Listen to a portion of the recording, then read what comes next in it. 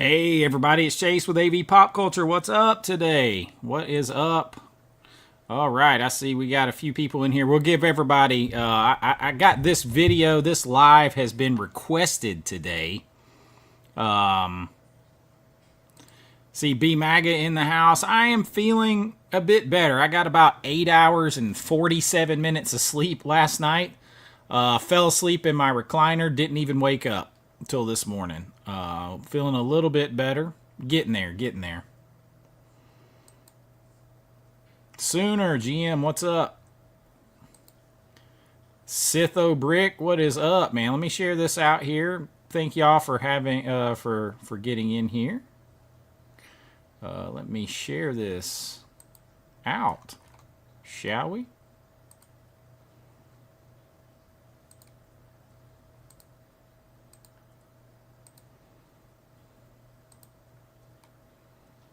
Boom. I think I'm doing it. Another little stealth attack.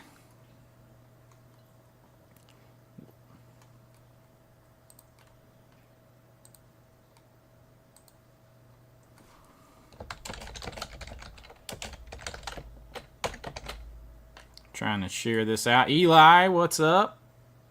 Justin, what's up? Let's see here. I'm going to share this over to the old Patreon.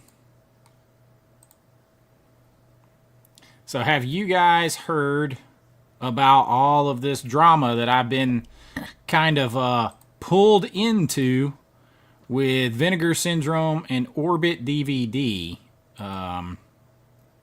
Definitely kind of crazy.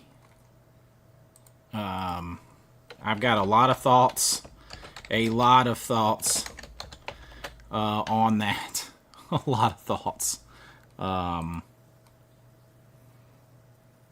So now I think we've shared this out everywhere, so we give everybody a couple minutes to catch up to us. Oh yeah, Blockbuster box hits took all your money this morning.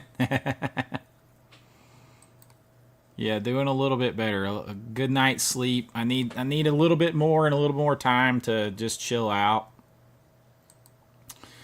Good evening. That's right. It's about 6 in the evening over there with you, right? Yeah, don't forget to hit the like button. That'll get us going out here. So I'm going to go into it from what I know. Yeah, so that was the big stream, and some people asked me to do this and what my thoughts were, so I listened to that earlier, and I have some thoughts. Like, I definitely don't agree necessarily with like some of the takes that the Dead Pit guys had, but everybody's entitled to their opinion.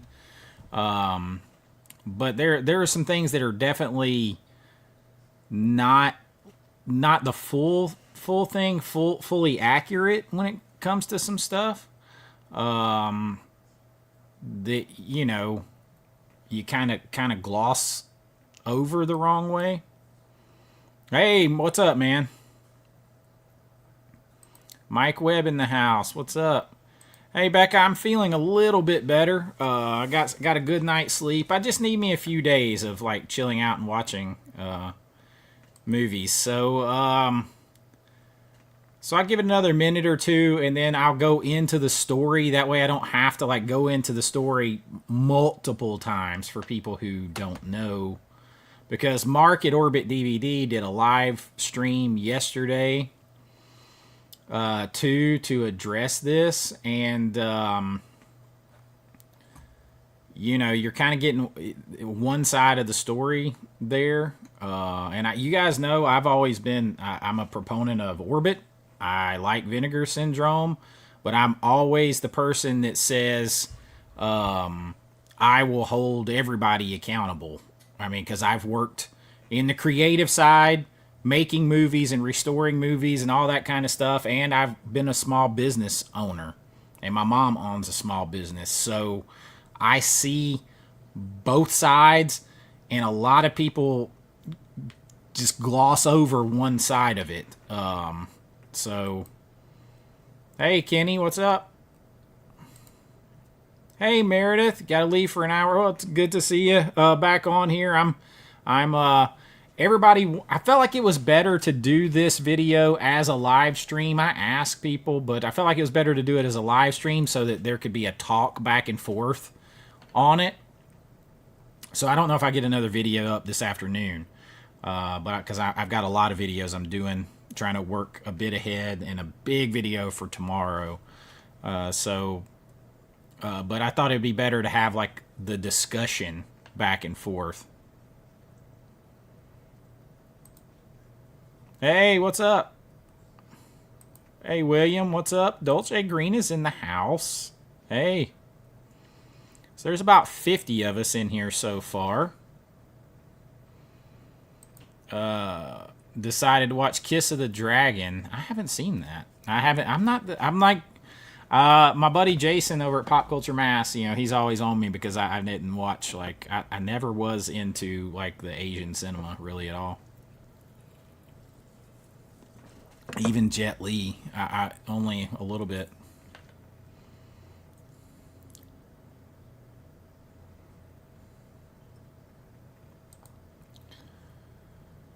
Well, I mean, they're actually more like breaking up at this point.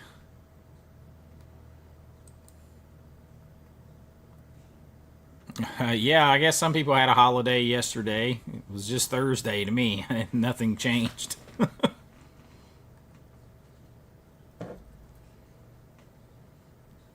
All right, so there's 50 of us in here. Give it another minute or two. I'll explain what's happening. How many of you in here saw, like, Born to Be Rad go on with Dead Pit and talk about this, or seen any other posts or anything talking about the Orbit and Vinegar Syndrome situation? Let me know. Comment if you know what's going on here, or if you've heard about it.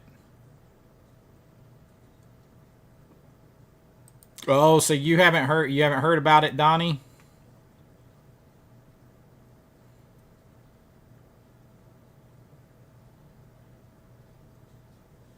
Yeah, we're gonna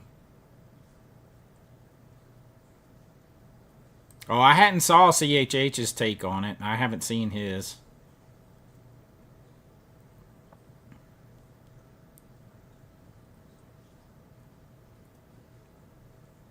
That's crazy. I know when they had to wait on those bobbleheads and all that kind of stuff, and then when they got them in, they were all the boxes were all crushed, and they didn't want to send them out like that, so they had to have them all redone. I hadn't seen CHH's. Let's see.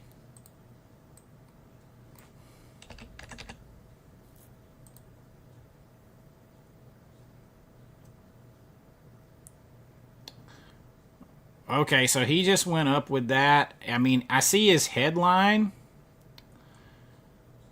and I love him to death too. But I'm gonna play both sides of this very, very different. I'm gonna come from a very different perspective on this. Okay.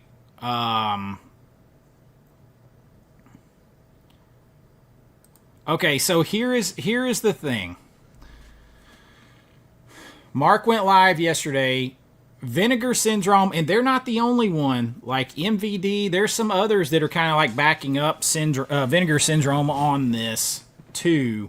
I think like Unearthed Pictures. There's several others. So what's happening is they're not wanting Orbit and American-based retailers to sell 4Ks of foreign titles. And some people are like, well, that's not fair. They should be able to sell what they want. Well, no, actually, no. So the way that works is there's territories, and you license and buy the rights for a movie for your territory. So whatever territory it is, whether it's worldwide rights or whatever. So this particular case, Vinegar Syndrome, and this mainly pertains to the Keep and maybe even like the Roadhouse Arrow release. So what you do is, it's not about no competition. I love CHH. I read that in his headline. I haven't, sometimes headlines aren't the whole thing. It's not competition. It's different than that. It's not just purely about competition. So let's pretend that you bought the licensing rights for a movie and you have all of North America. And you do the 4K restoration on it, all that kind of stuff, and you're selling it in North America. Vinegar Syndrome cannot sell at a retailer, American, you can't sell at a retailer over in another territory, your item with your licensing. This is why stuff used to be region locked, to try to help prevent this. So Vinegar Syndrome can and will ship overseas to you. And I heard the Dead Pit guy say, well, if Vinegar Syndrome says they don't ship overseas, that's a damn lie. That's not the same thing. Okay? Vinegar Syndrome is not complaining about the competition of the Keep being released in a foreign territory. They're not complaining if you want to order the Keep from Imprint. What their problem is Imprint and those other foreign companies are skirting the territory rights by saying, okay, well, Vinegar Syndrome, Scream Factory, whoever, they got the rights for that in the United States, in the North America. We can't sell it there legally. We can to the individual. You can order directly and have it shipped, but that costs more. But we can't sell it through an North American-based retailer because of rights. What they're doing is they're selling them wholesale and getting around that. They're selling them to OrbitDVD and Diabolic and stuff like that to skirt those rights. And then they're selling their product through an American-based retailer. And technically that's against the law. Like, really? Kind of not. It's against the agreement 100%. So it really is like this super gray area.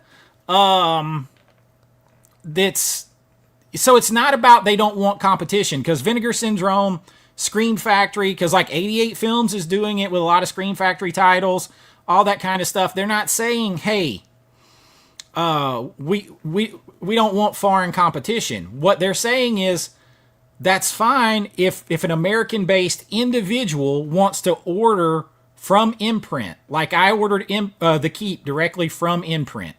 Nothing they can do about it. But when that company only owns the rights for over there and they circumvent it to get it in American retailers, well, that's against what they're supposed to do. That's against the licensing rights. And it undercuts the American company. See, the big advantage the American company has in selling to American customers is you don't have to deal with the import cost. You don't have to deal with the whole thing of importing and waiting on it to mail from overseas. Think about how much those cost at like Umbrella, Imprint, stuff like that to have it shipped. Well, they're circumventing that. So they're taking away the rights advantage that those American-based companies that bought the North American rights, they're taking away the advantages that they have for what they paid for. So yes, it's basically a gray market. It really is. So fault. Well, okay, so here's the thing, and I commented this on Born to Be Rad's video. Mark told on himself with Orbit because he said, I made more money off of selling a few of the big imprint sets of the Keep than I did of the 50 copies of the Keep that I got from Vinegar Syndrome. So he told on himself, because had he made more money from Vinegar Syndrome, he'd have done it. He'd have said the exact opposite thing. So that is, you know, in with the Arrow situation, think about it like this. You bought the license to a movie, Roadhouse. You paid to restore it, everything else, all that kind of stuff. You put it out. Everybody recognizes you, all that for putting it out. Then, and Cliff McMillan on CHH's interview said they would rather buy an already done 4K because it's cheaper, they can make more money, and get it to market faster. So guess what they did? They licensed Vinegar Syndrome's 4K of Roadhouse. And Vinegar Syndrome said, fine, you can do that over there. It'll save you money, all that stuff. We'll get a little bit of licensing money over there because otherwise we only sell a handful directly to customers overseas. But then if you take their movie that they worked on and then you circumvent the rules and send it back over here via US-based retailers at Orbit and Diabolic and all that kind of stuff, you're totally fucking them over, man. Like, you definitely are. Because you took their work and you were going to exploit it somewhere else where their work isn't ubiquitous. It's not all over the place. They only sell individual over there. You took their work, repackaged it, and then made them directly in competition with themselves. Over here in the territory they paid to acquire and did all the work. Now they're in direct competition with the work they did themselves. I'd be pissed too.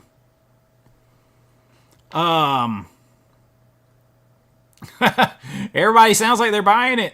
What's up, man? So he says, like, are they selling to Orbit knowing that's what's going on? So no, they 100% know.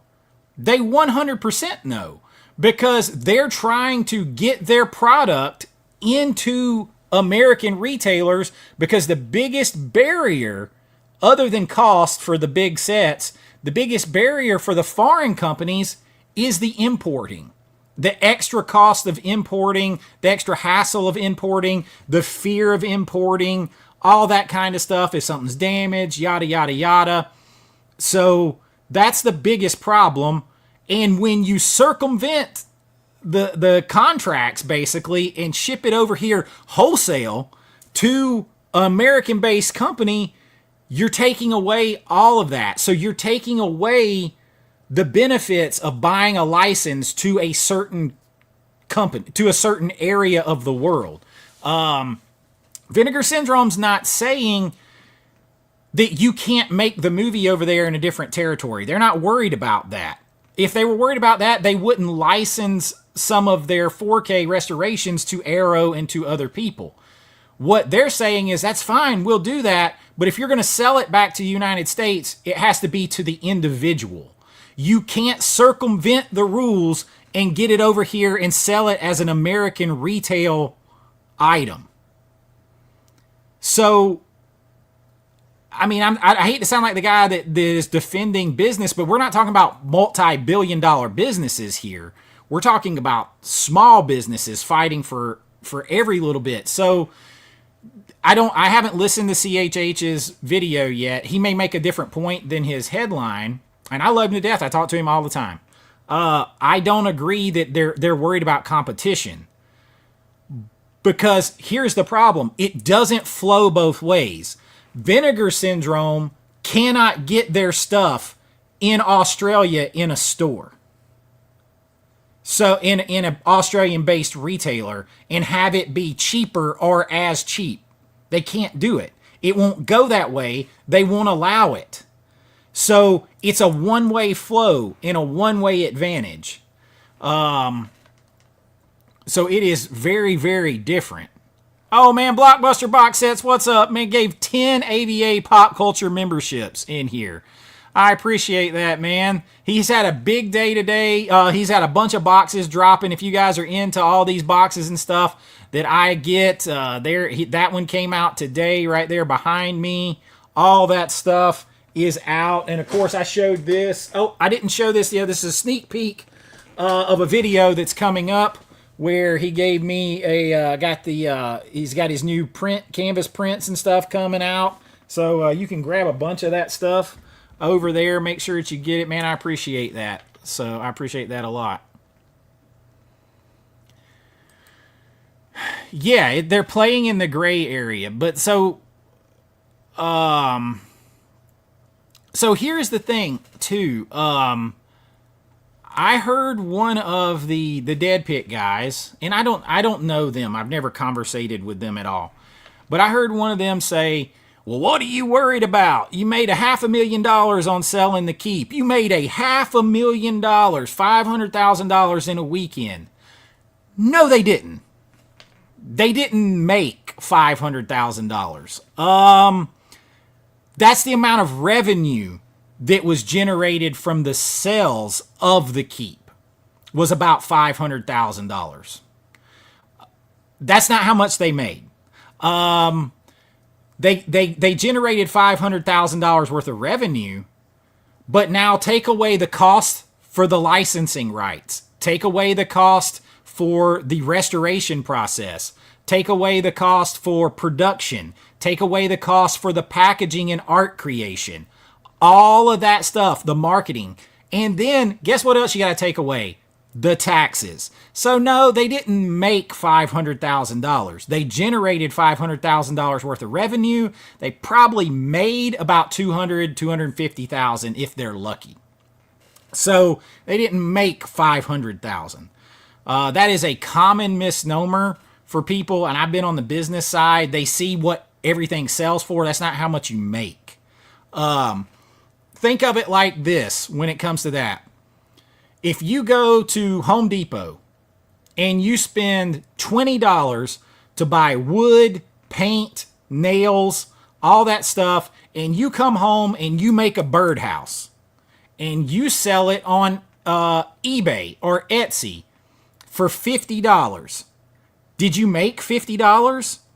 No. Take away the $20 you spent to make the thing, then take away the cost that Etsy charges you or eBay charges you to sell it, and then take away the sales tax, because you got to pay taxes at the end of the year. You more made probably like $22.50.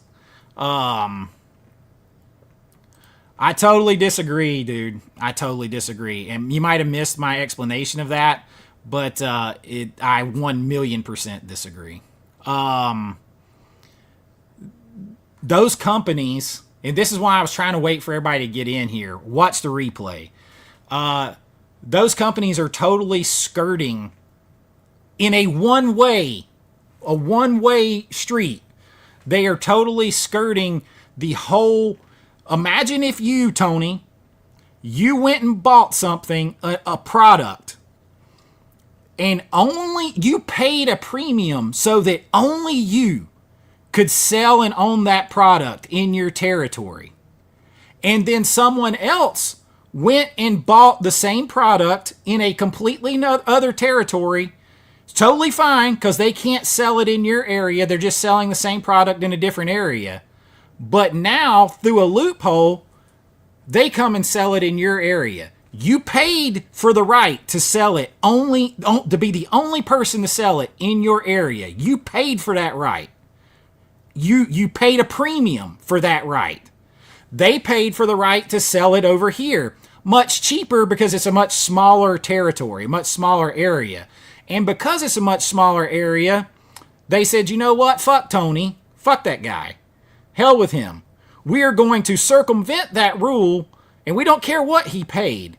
We're going to circumvent that rule and come over here and sell it in his area too. You'd be a little salty because you paid a whole lot of extra for that.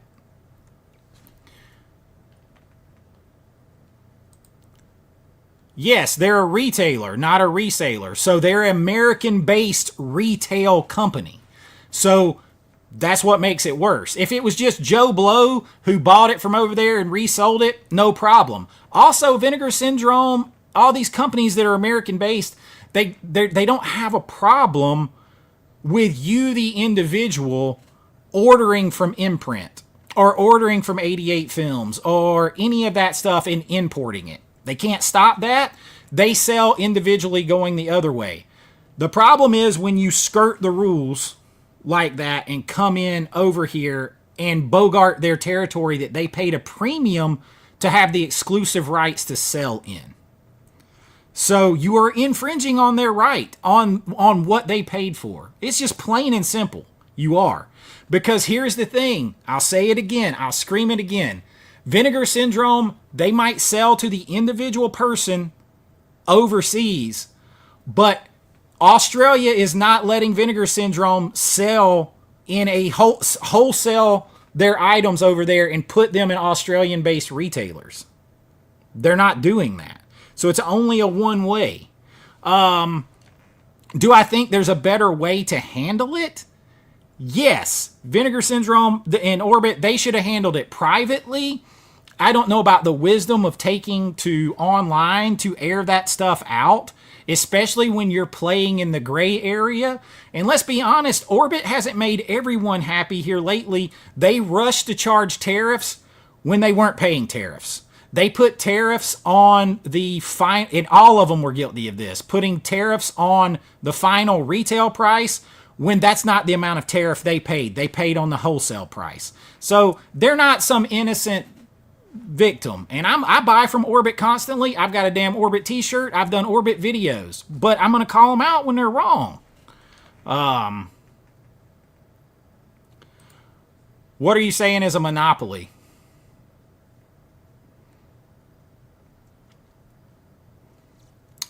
Licensing rights are not a monopoly because you can buy a license for somewhere else. That's not a monopoly, if that's what you're talking about.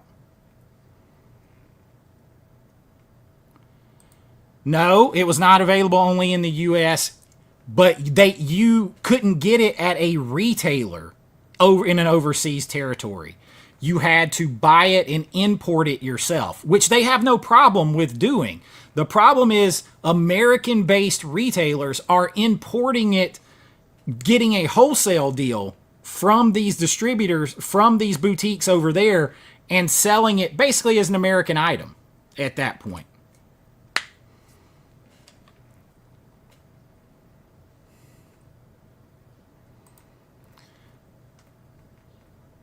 That's it right there. That's where the real beef is. That's where the real beef is. It's actually not so much with Vinegar Syndrome, and it's really it's the foreign boutiques that are circumventing the rules. Okay, it's them. They're circumventing the rules and coming in on a territory they didn't pay for. And fine if they sell them individually to the individual person. That's a free market economy. What is not free market, and it's the reason things used to be region locked, because each place paid for a region. I myself have sold my movies per region. So I would have lost all my money where I sold Buried Cane to Japan if another company was already circumventing off of their other licensing deal for Canada and North America. If they had went unilaterally and sold it in Japan, I never could have sold Japan because somebody else would have already been doing it. So I see that side of it. The problem is with the company, the other boutiques, and I'm a big boutique defender, but they're circumventing the copyright, the license that they paid for, and they're infringing on someone else's that they paid for. So again, you can buy them back and forth as an individual person, no problem. The problem is they're wholesale selling them to American-based retailers. So then to you, there is no difference between the two, especially with 4Ks because they're region free. So there is no difference between those. So now, in the case of Arrow with Roadhouse, You have Vinegar Syndrome now competing with themselves because they did the restoration for both. Like they did the restoration, Arrow licensed it. They licensed it for another area so that it wouldn't step on this area over here, but then sell it back to that American retailer. Now Vinegar Syndrome is screwing themselves over here. They're competing against themselves.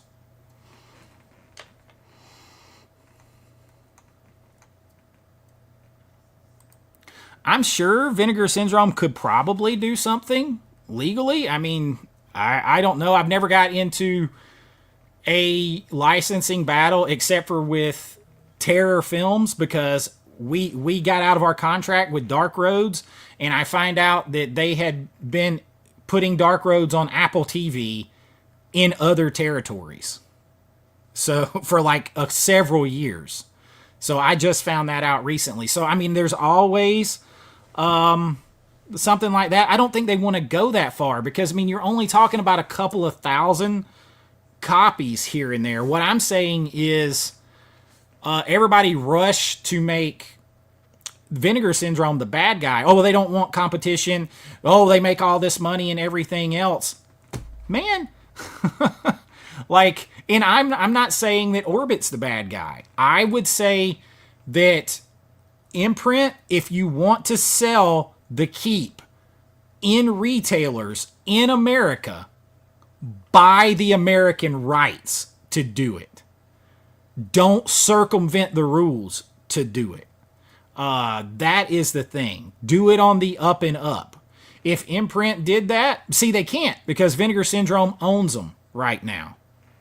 So they can't do it. So they're just going to be like, okay, well, we're going to pay way less because I promise you, brothers and sisters, I promise you to my soul, it is cheaper to buy the licensing rights for Australia than it is for North America. 1,000,000%. Because it is a small territory. So they're going to pay less and come over here and compete in the same market when they're not supposed to. That's the problem. And I don't feel like anybody is looking at that. There's like, oh, Vinegar Syndrome's mad somebody else did it. They're not mad someone else did it. They're mad someone else paid less, paid to do it in a different territory, and then skirted that territory law and came over here and competed against them where they had to pay more for it and everything else.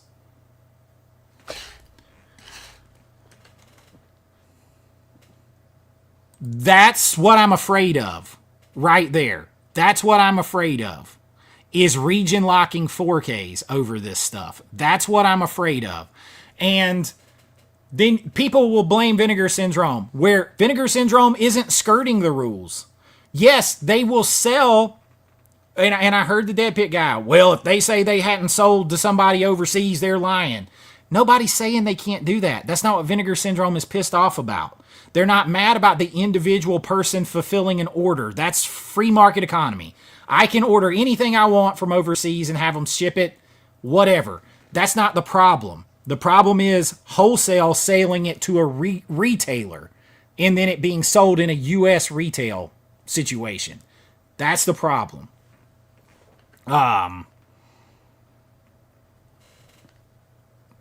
That is also the problem. But because of that, I'm afraid you will get you're eventually, if they can't sort it out, and stop it and figure out a way, you're going to get 4K locked, region locked movies.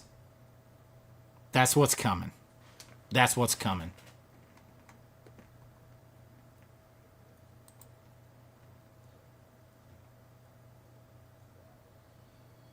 That's true. Like, yeah, the technology was very different. It used to be a lot harder to order and ship stuff overseas. It was cost prohibitive, and that's part of what, and it's not just Vinegar Syndrome now. Even the Dead Pit guys said, like, you know, MVD, Unearthed, several others are like, yeah, Vinegar Syndrome is right.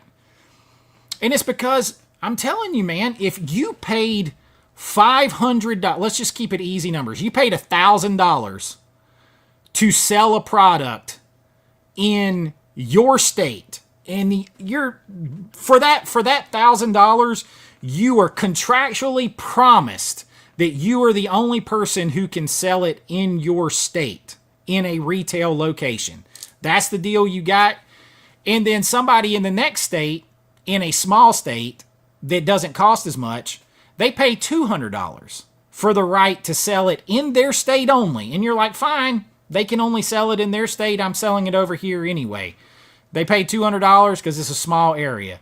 And then they drive a truckload, Smokey and the Bandit style. That's why Coors Beer used to be bootlegging. It was territorial. They say, okay, well, I'm going to drive over to that guy's state. I paid my $200 to sell it over here, but I got all of these retailers over there who will buy it from me and sell it over here. And now you're like, wait, that's not right. I paid to be the only person to do it here. That's what's happening. That's why you used to bring Coors east of the Mississippi. That's bootlegging, son. So this isn't a new concept. It's not a new concept. I buy from them too. And that's why I'm like, you don't have to like, I'm not taking a side. I'm evaluating strictly from a impartial business standpoint. And in my opinion, Mark told on himself a little bit. You know, he's trying to make as much money as he can. He's a business too. But if you play in the gray area, you got to be ready to pay the consequences. And the consequence of that is people getting pissed at you and not wanting you to sell their product anymore because you're dicking them over with this other product. So it's not about competition. It's about what they paid, what they're guaranteed, what that money allots them, everything else. And I promise you that if it was the shoe was on the other foot with these retailers, they'd be singing a different tune. And Mark said, plain out, he made more money off of selling a few of the imprint keeps than he did the 50 from Vinegar Syndrome. Well, that's fine. Make your choice. Because if he had made more money off of selling the Vinegar Syndrome ones, he would have said the other side of it.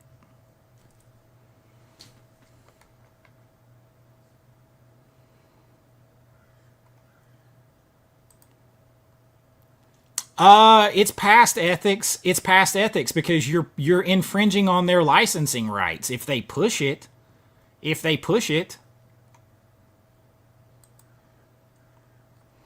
going to get nasty. It'd get nasty and ugly. They probably don't want to spend the money to win it because it's like sometimes if I spend $500,000 to gain $450,000, was it worth it? Kind of thing. It's just easier for me not to sell through you. That's more of like what would happen. Could be. I mean, again, it would be if they wanted to push it. I mean, it's not even about selling in bulk.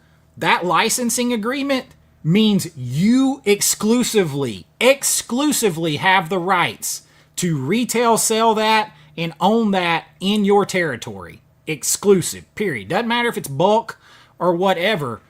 The only thing that supersedes that is the individual purchase. We're talking about through a retailer here. And so that's where it's a little bit different.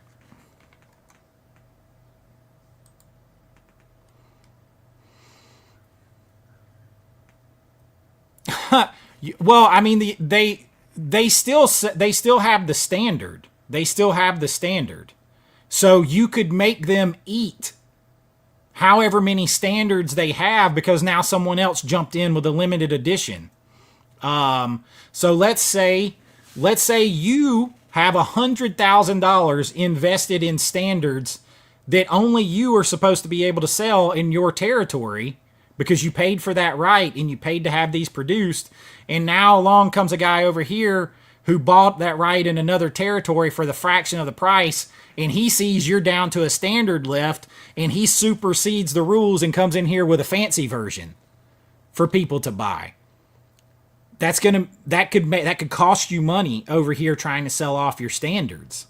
It's a direct competition that isn't really legal. It's a gray area. It's superseding that. I always try to put myself in that position. Like if I was making birdhouses and I paid for the exclusive right to sell the birdhouses here, it doesn't matter if I already made money off the birdhouses. I paid for the damn right to be the only person to sell those birdhouses right here. So if this other guy paid a cheap price to sell birdhouses somewhere else and sneaks into my territory to sell birdhouses and screws me over, that's not cool. Happy Friday, Our Life in Horror. What's up? Hey, what's up?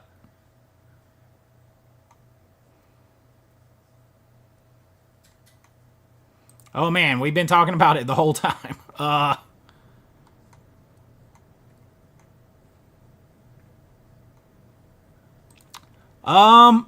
Yeah, you are infringing on their licensing. So that is a contract that you are basically breaking. So, I mean, you're infringing on licensing rights. You 100% are. And again, you don't see a big deal. You didn't pay for the rights. What if you paid and leveraged a bunch of money to pay for those rights, and then someone else over here paid just a little fraction of the money and came in here on your territory where you leveraged the hell out of yourself and paid a lot of money for those rights? Would you see that as no big deal? Be fair. Would you see that as no big deal?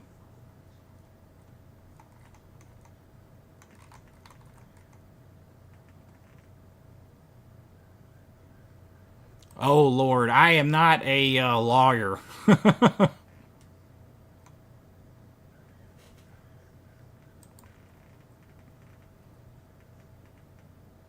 Oh, they 100% are. That's the problem. They bought a cheaper licensing right. Okay? Vinegar Syndrome paid for a way more expensive and lucrative right. And they said, well, you know what? I didn't pay for that right, but I want to get it anyway. So I'm going to circumvent it and wholesale it to the retailer and still basically have those rights without paying for them. I don't know how anybody thinks that's cool. Everybody's like, it's no big deal, it's okay. I don't see how you think that's okay. It's like, it's one of those things that's okay unless it was your money and your work. Like, I don't see how you think that's okay. I don't see how anybody thinks that's okay. It's like it's okay, yeah. So like Risha said in the other room, she's a business executive. She's like, if it was affecting your bottom line, it was taking money from you, preventing, you wouldn't find it so okay.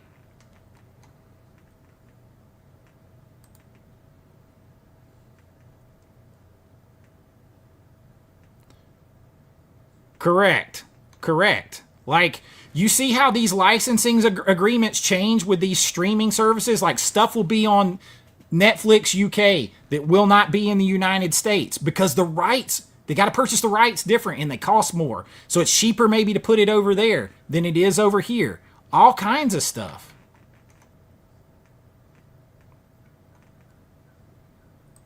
Correct. And they did it to Scream Factory with Species.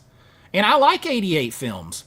And, like, again, I doubt anybody's got a problem. Nobody's going to have the problem. Vinegar Syndrome is not saying they shouldn't make these movies at all or own these rights. They're saying if they're going to own these rights, then you need to have to buy and import them individually. They shouldn't be able to get them in retail locations here in the United States, because then what the hell did we pay all this money for the exclusive rights for? Like that, think about it. Like what would you, and I'll ask Christian. Christian makes music. Like, would he be totally okay with, he's trying to sell his record, his CD, his album or whatever, and he's selling it in North America and then finds out someone else has grabbed it and they're selling it too? Like, it's the same thing. It's the same thing.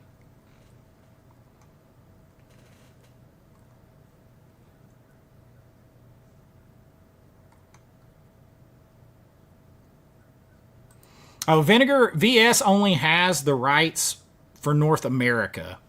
So then if Vinegar Syndrome probably had the worldwide rights eventually to that 4K of Roadhouse, They may have only had the United States rights, but they licensed that 4K restoration to Arrow.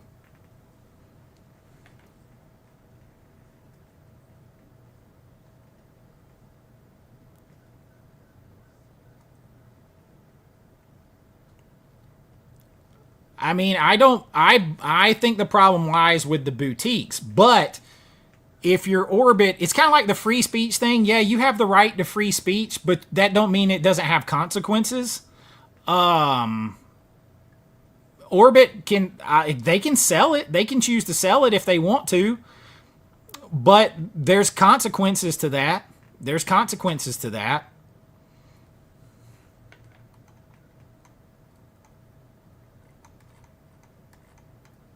Steve! I appreciate it, man. He thought he'd pop in with a $10 super chat before he cuts grass. See, I respectfully, I can see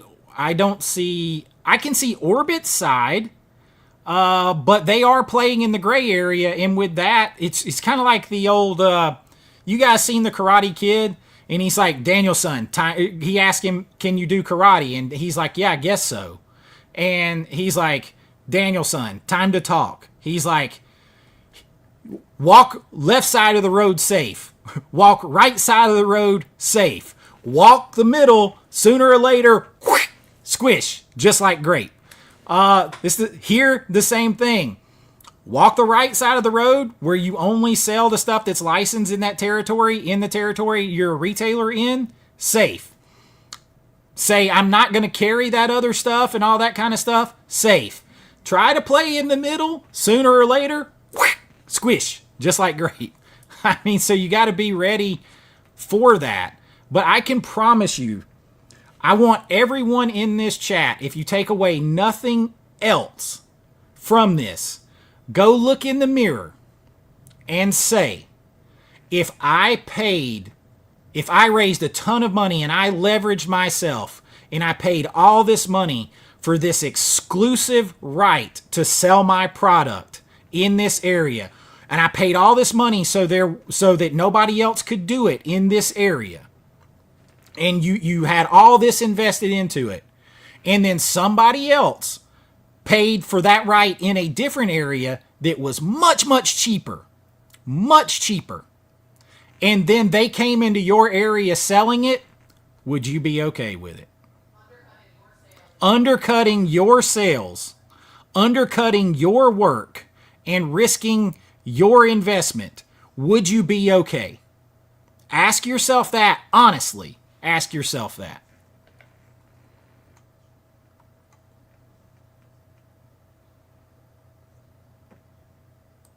Exactly. That's it. And that's what I'm afraid of. I don't want 4Ks to be region locked.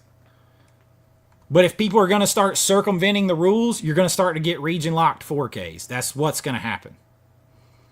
And I ordered my stuff from Imprint directly.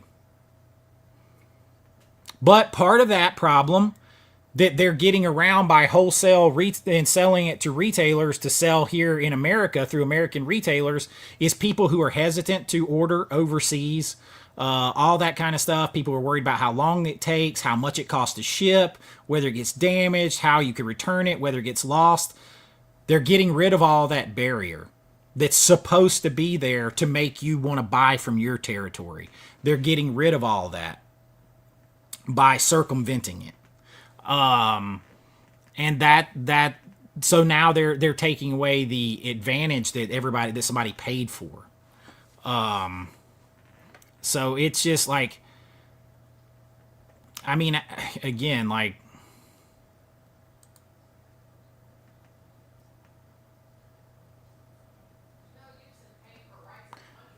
correct. So, that's not, you're missing it, man. So Vinegar Syndrome has no problem with Imprint buying the license in their territory and allowing you in America or wherever else in the world to order it. Their problem is them wholesale delivering them to an American-based retailer. I bet you are not going to find a major retailer in Spain or in Australia importing American, like North American only rights movies into a Spanish-based retailer or an Australian-based retailer. So it's two different things. Don't conflate those, because Vinegar Syndrome they ship individually overseas, no problem. And they don't care if Imprint ships their item over here to the individual. That is a whole completely different thing. And I saw the Dead Pit guys like mixing those things together. That's completely different. Those are completely different. Nobody can do anything about that. That's a free market economy. That is completely different.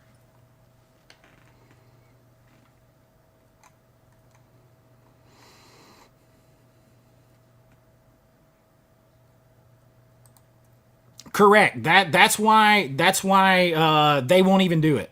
They won't even do it because they don't want to deal with this. They don't want to deal with it.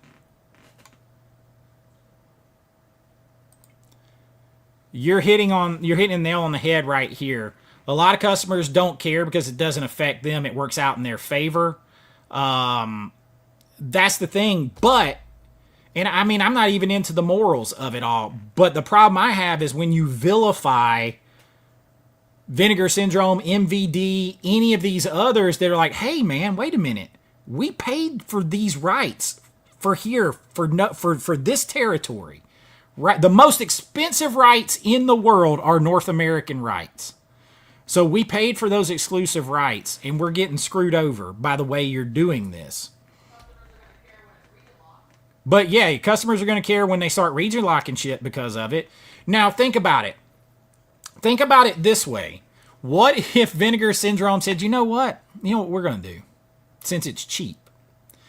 We're just going to buy the Australian rights, licensing rights to every single movie. And we're going to not only put them out in Australia, though, we're going to put them out in North America. Hey, heck with Scream Factory has Night of the Creeps, North of America. All right, or we're going to buy the Australian rights to Night of the Creeps and release it here too to Orbit. People would be like going nuts. It wouldn't work the other way.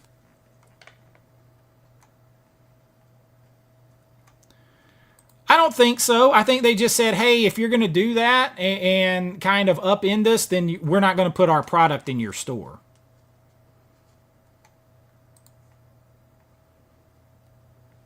Blockbuster Box says, that's why I pay artists for their work and why I don't sell movies. I go out of my way to make sure I'm not taking money from the labels. That's it.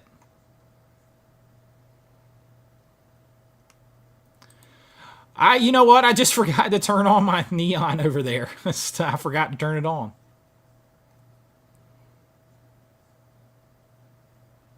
Hugely important. And, like, that's why I try to be, like, somebody that's had to deal on both sides. Like, running a small business, working with my mom's small business, but also making films and having to deal with selling, licensing, individual stuff through distributors or myself. I negotiated the deal myself at the American film market to sell Buried Cane to Japan.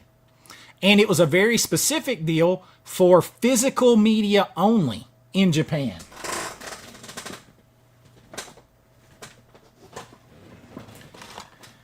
And there's the DVD, the Japanese DVD I got. So had somebody else already, like, stolen those rights and sold them over there, or came in, like, had the distributor, like that I eventually went with, that I got the movie back, Gravitas, had they tried to do it ahead of me, they would have totally cut my legs off from this. So, which is funny. I was hoping they would dub us, but they didn't. It's just subtitled. But to having been on both sides of it, again, I wanted to come on here, and it's not about taking sides on anything. It's about, like, facts, like just the facts, like the actual business discussion, and put it into some perspective, because people have a way of having no problem taking other people's money, cutting in on other people's money, or discounting other people's money, or whatever else. And y'all, like, all of that goes to somebody somewhere. Like I said, the Dead Pit guys are like, well, who cares? They made $500,000 on the keep in one weekend. They didn't. They generated $500,000 in revenue, but they had to pay for that expensive ass North American license that's being circumvented by Imprint. They had to pay for that very expensive license. They had to pay to have the restoration done. They had to pay to have the packaging made, the artwork, to have the production of all the discs, the booklets, everything else, the shipping, the marketing. They had to pay for all of that, and they had to pay taxes on it. So that all comes out of that $500,000 they made in revenue. Those are two different things.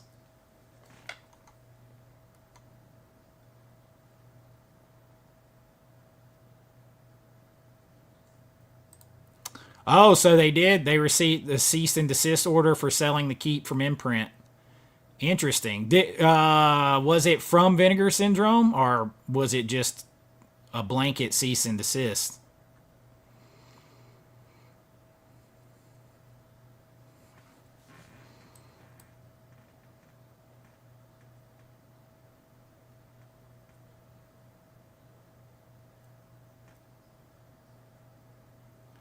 That part, I gotta say, I don't believe that. Because if that were the truth, they wouldn't be in business. They wouldn't be in business. I know for a fact some of that's not true, because I've seen, I mean, he's talking about a specific title. I don't know. But like Mark said, he made more money off of just selling a few of the Imprint than he did on all the Vinegar Syndrome. But there's probably not a lot of meat on the bone with the Vinegar Syndrome. They probably make only about $10, maybe $12 a unit, something like that on those. But they want to carry them to have more stock and more and stuff like that. So, but that part, I'm not calling anybody a straight up liar. Nobody is doing this out of the goodness of their heart. They're not doing it out of the goodness of their heart. So they're not, they're not, there's no way they're buying and selling it for the same price and losing money. Bullshit. I'll tell him it's bullshit to his face, because that nobody can stay in business that way. They're not doing that. Why would you do that? You couldn't do that.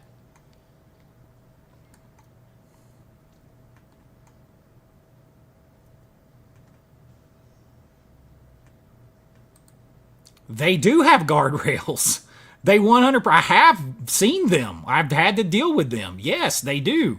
You're not supposed to, like, you have the North American license. You're not supposed to be able to do what they're doing. It's a gray area that they're playing in that's going to get closed by region locking is what's going to happen. And then everybody's going to complain that it's region locked. And they're going to blame Vinegar Syndrome. You know why? Because Vinegar Syndrome is the bigger of the two. They're going to blame them when the Vinegar Syndrome's not the one breaking the rules. It's Imprint. And I like Imprint. I said that they have the best 4K that I've ever seen. Convoy. I bought the Neverending Story. I bought the Keep. I think they do great work. They're also breaking the rules. They're also being shifty. That's 100% the truth. They're being shifty.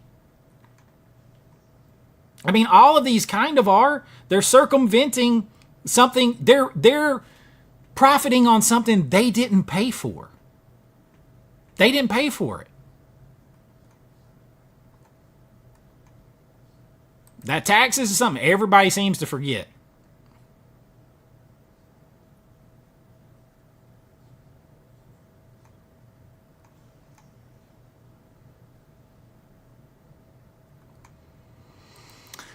I don't know. I mean, there's been some that have been accidentally region locked. Like, I think Night of the Creeps got accidentally region locked, so it can be done.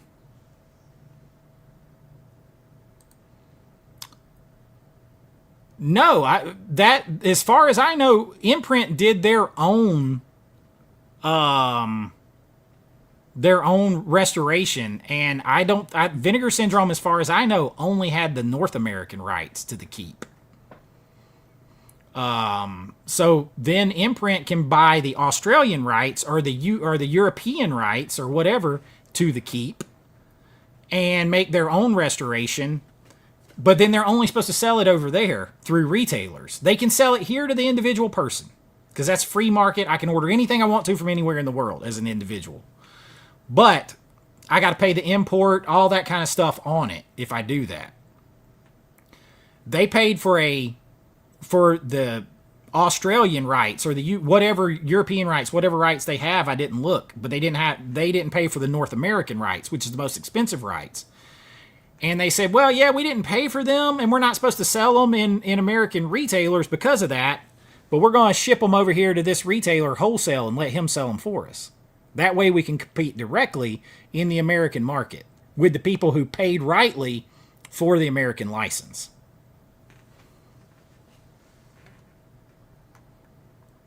So they don't have, if they own the worldwide rights, they can stop it by not licensing out to anyone. But if they only bought the North American rights, they can't stop it.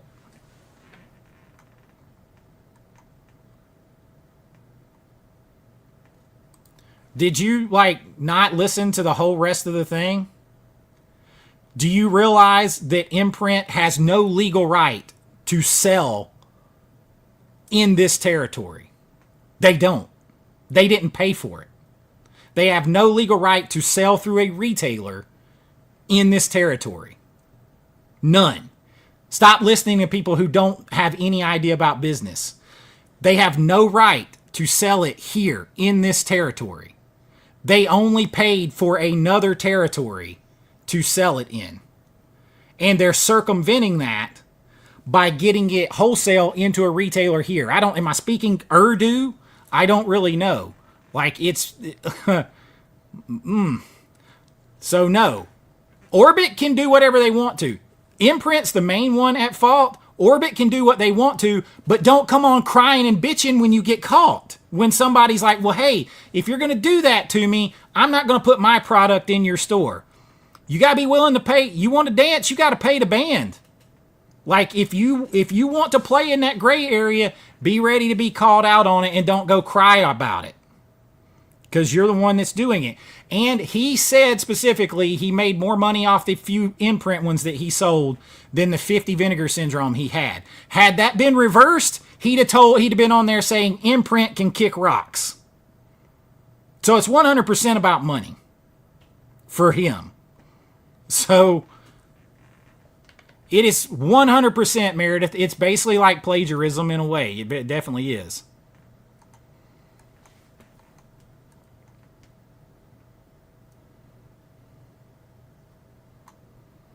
He could do that, but he's going to have to sell them for way more then, and he won't be able to compete directly.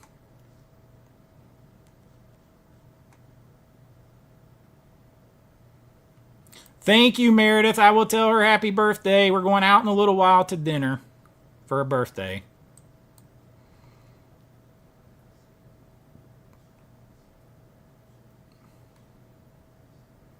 Well, apparently somebody sent Orbit a cease and desist, so it wasn't just a favor. It wasn't just a favor.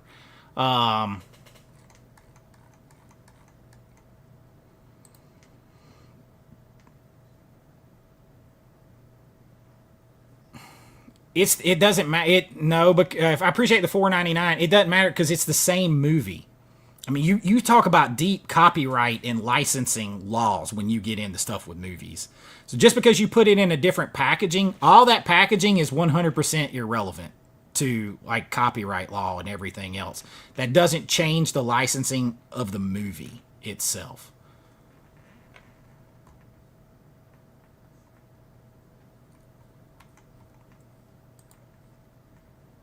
It's old-fashioned bootlegging. Yes, that's what I said earlier. I said in Smokey and the Bandit, when he wants him to bring all the Coors beer back to Atlanta, he tells him, he's like, you bring Coors beer east of the Mississippi, that's bootlegging.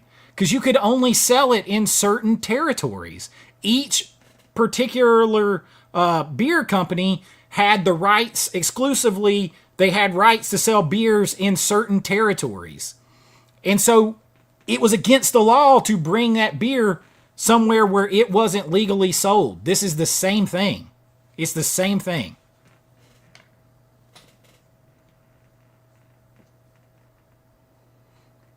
That's bootlegging, son.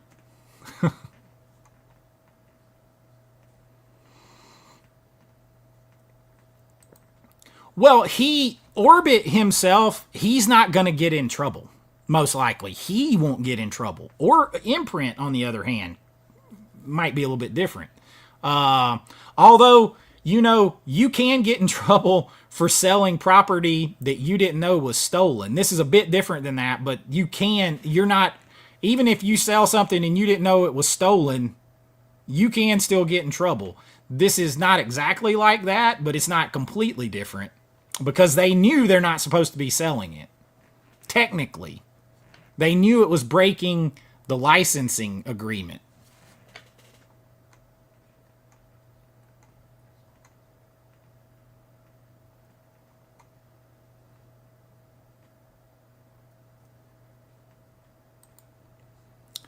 He went on a live to discuss it all. Like,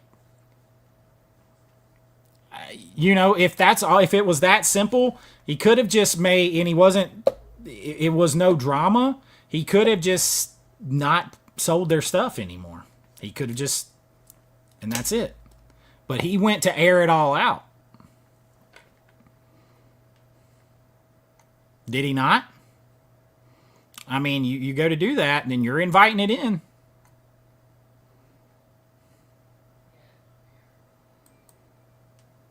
Man, I promise there's an MBA sitting in the drawer in there that I never care to use because this kind of stuff. I hate talking about this kind of stuff. I hate it. I hate it. Worse than I hate the political science degree I got in there. Hate them both. Never use them because of this. Because everybody becomes everybody gets territorial and goes to their corners and they won't just look at the facts. Like I said, I'm not on anybody's quote unquote side.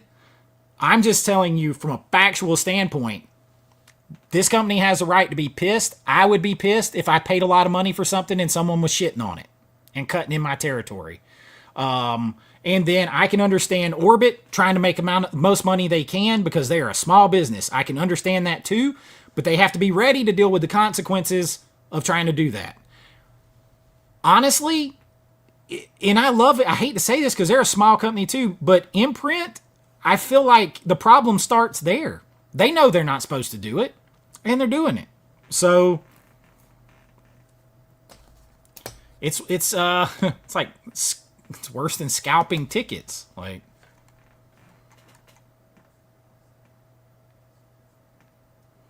most of the time I do too, and I think Vinegar Syndrome really wants people to do that anyway. I really do. I think that's because it cuts down on the middleman. It cuts down on the middleman.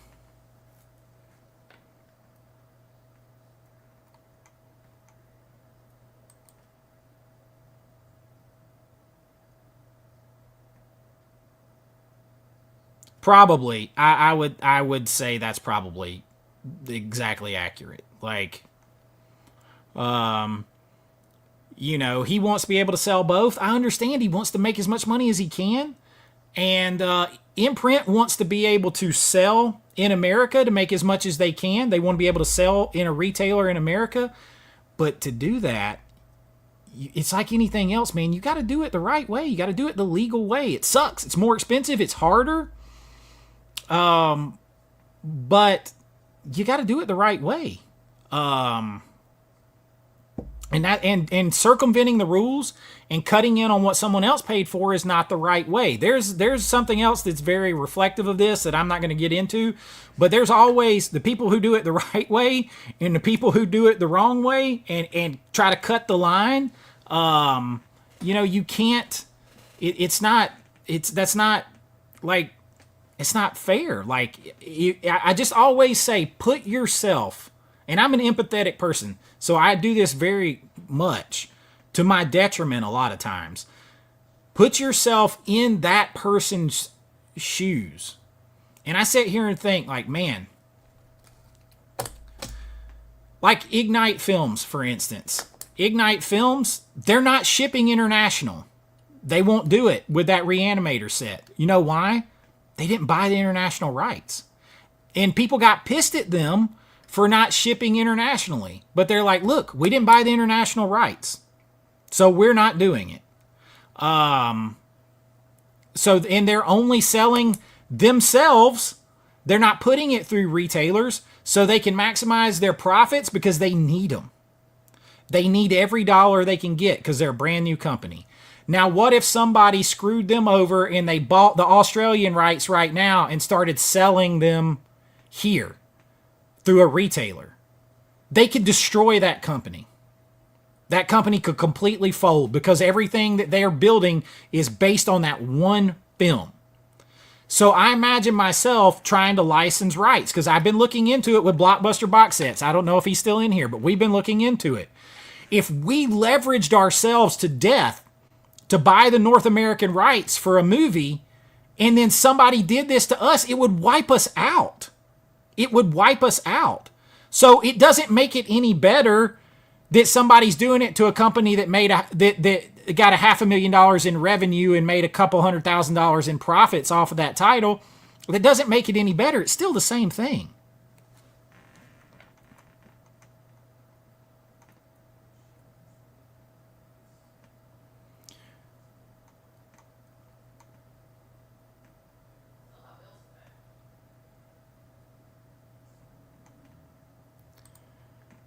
They could have easily put, we will no longer be carrying Vinegar Syndrome products.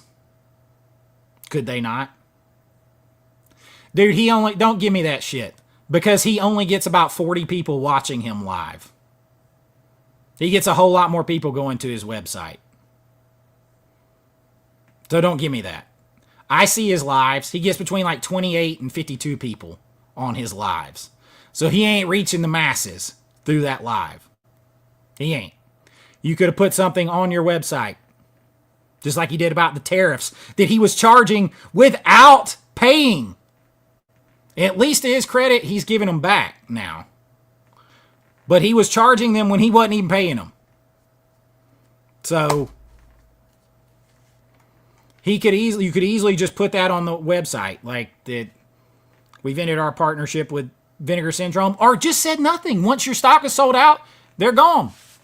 You go into a store, if you go into the store tomorrow and Walmart's not selling Cheer detergent, you're not walking up there asking, how come you're not selling Cheer detergent anymore? You're just going to go to somewhere else that sells Cheer detergent.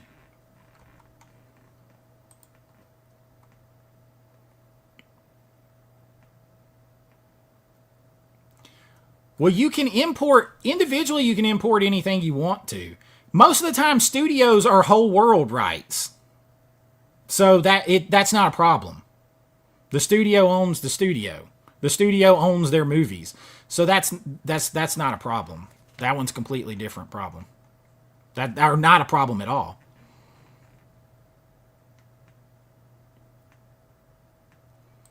Again, he could have put that on the website. He only averages about 28 to 50 something people watching him live.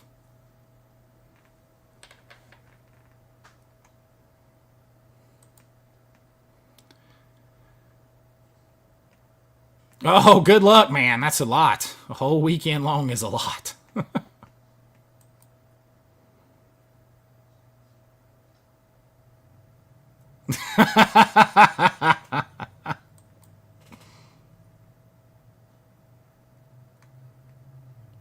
They're not going to do that though, because you're always going to pay more.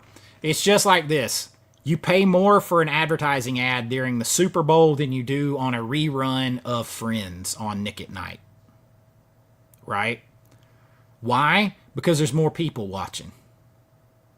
You stand to make more money from it. It's the same thing here. You pay more for the North American rights because that is where the bulk of them are sold. That's where you get the most attention. All that kind of stuff. That's where there's the most retailers for it. All that kind of thing. So it costs more. It's the same as buying ad spot in the Super Bowl.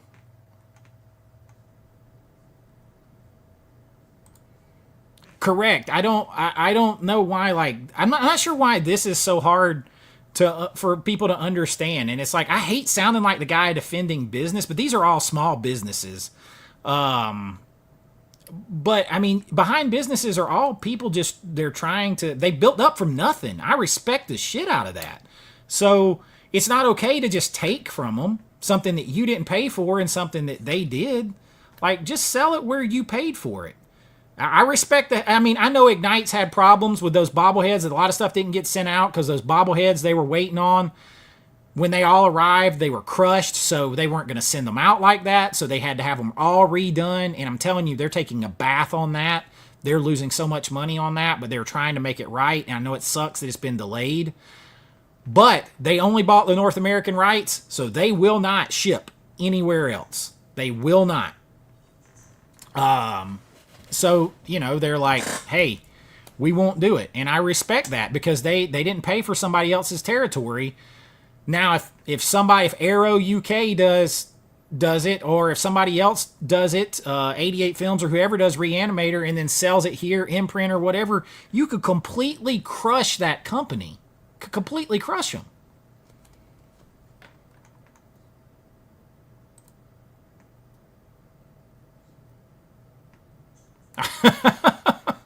Trying to rage bait me. Like, I'm just trying to be like, just from a legitimate, like, this is the business of it standpoint. This is what would happen. Put yourself in that situation. Not like, well, Vinegar Syndrome just don't want, that's not, they're just a bunch of pussies. They don't want competition.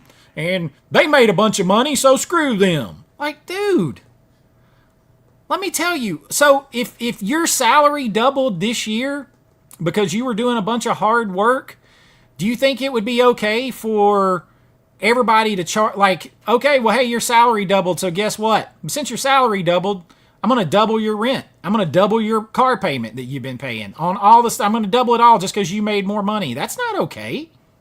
It's not okay. You wouldn't be okay with that. You got a note tomorrow from your mortgage or your landlord that said, hey, I found out you're making more money and you're doing better. So because of that, no other reason, because of that, I find it okay to charge you more, to take more of your money. Bullshit.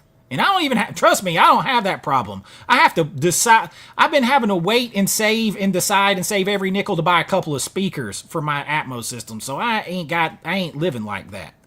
But I still don't think that's okay. Just because it's not me, that don't make it okay.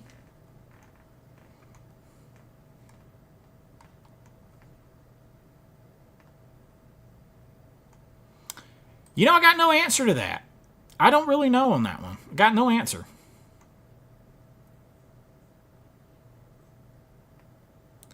That's it exactly, and I like buying from them. I buy from them all the time. They're only 3 hours from me. I was just talking to someone earlier about Mark Deal, who's a channel icon. I was just talking to him. He lives like an hour from Orbit. I was like, man, it'd be cool to go up there to Orbit. I mean, I'm a supporter of Orbit. I've done whole videos supporting Orbit and everything else. That doesn't make it right or okay what Imprint's doing, what they're doing together. Like, shit, y'all come to me because I'm like, I will defend or get on to people accordingly. Nobody gives me anything. I make nothing for telling you this, one way or the other. Vinegar Syndrome isn't going to call me and be like, hey, Chase, we saw that video, so you want some free shit? They're not going to do that. Same thing with Scream Factory. I have been contacted by Scream Factory before. I'm not saying who, thanking me for my evaluations of 4Ks. Do they give me anything? No, they do not. As far as I know, they don't give anybody. So I'm just telling you from this is what I've dealt with, selling movies myself. By the way, fly to Hollywood and try to negotiate a deal with people that don't speak English, that only speak Japanese. Try to do that. You have to get somebody to be the go-between. That's hard to do. I mean, I've dealt with it on both sides. So I just try to come at it like that.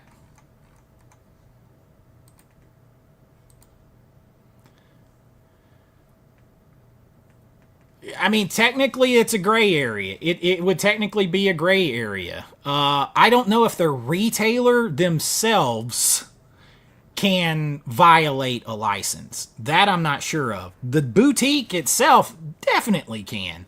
But I don't know if that falls under this. I'm not a lawyer, y'all. So I don't know. I was going to go to either University of Georgia or Emory Law School. I took the, what's it called, Risha? The LSAT? LSAT. I was going to go to one of those law schools, and I was going to be an agent, actually. That's what I was going to do. But I don't know. I don't know if that falls under the category equal to selling stolen property, even if you don't know it. I doubt it. I have no idea. Totally no idea. But they're definitely willfully participating in this company violating this company's license agreements.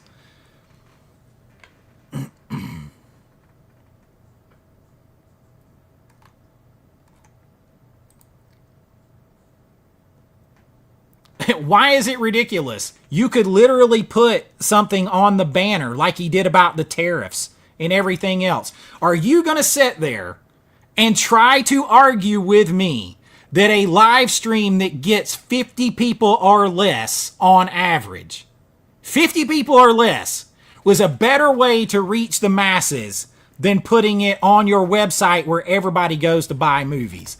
Bullshit. No, that's a way to say I'm pissed off. Here's what happened.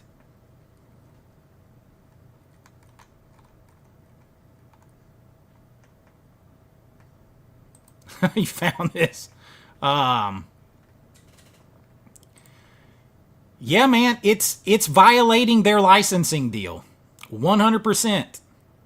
100% violating their licensing deal. Again, okay, I see you got Kiss as your avatar there. You think Kiss would be okay with someone violating their licensing deal on their albums and selling them somewhere where they didn't get permission? You think they'd be okay with that? Do you?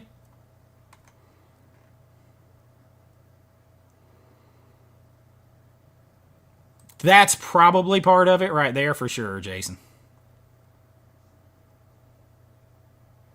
I hear you, man. I hear you. Because you're arguing on whether or not the best way to get the word out. If his website reaches thousands of people a day and his live stream reaches 24, then he did it on the live stream to air it out, not to inform. Just call a spade on that. He's got every right to do that if he wants to, but he's the one playing in the gray area. And dude, I am an Orbit supporter. You will find videos on my channel dedicated to Orbit. Rich is like, she can attest by the receipts. I am an Orbit supporter. I got an Orbit t-shirt, talking about going to Orbit all the time, done whole videos on Orbit, how they're an underrated place to get used videos, all kinds of stuff, how fast they ship. I am always showing them on my live stream. So don't come in here and be like, oh, he's an Orbit hater. No, but I'm just going to I come on here to be honest. To the best of my knowledge, everything that I know, I come on to be honest. If you can't take that, that's not the place for you.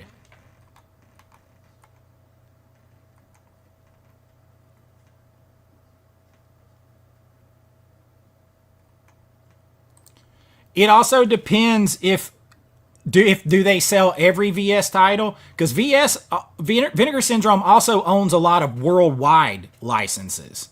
So if this is a whole different discussion if Imprint owns the worldwide license, but they don't. So if you own the worldwide license, you can sell it anywhere you want to. What'd you say? Spent $3,800 at Orbit last year. $3,800. So don't tell me I'm against Orbit. But if they have a worldwide right, you can sell them at any retailer anywhere. Any retailer anywhere. And if the company is a reseller and not a retailer, that's different too. Like, I could import 50 copies personally of Imprint's movie and then resell them. Okay, that is different than being a retailer. He's reselling the used movies that he gets in a retail fashion. But even that's getting sticky now because, like, hell, I sold one of my cinema cameras on eBay last year. They considered me a retailer because it exceeded a certain price. So I had to pay a high-ass tax on something, a used item. So it just depends if it's a retailer or a reseller. And if they own the worldwide rights, you can sell shit anywhere you want to. Then all that is gone.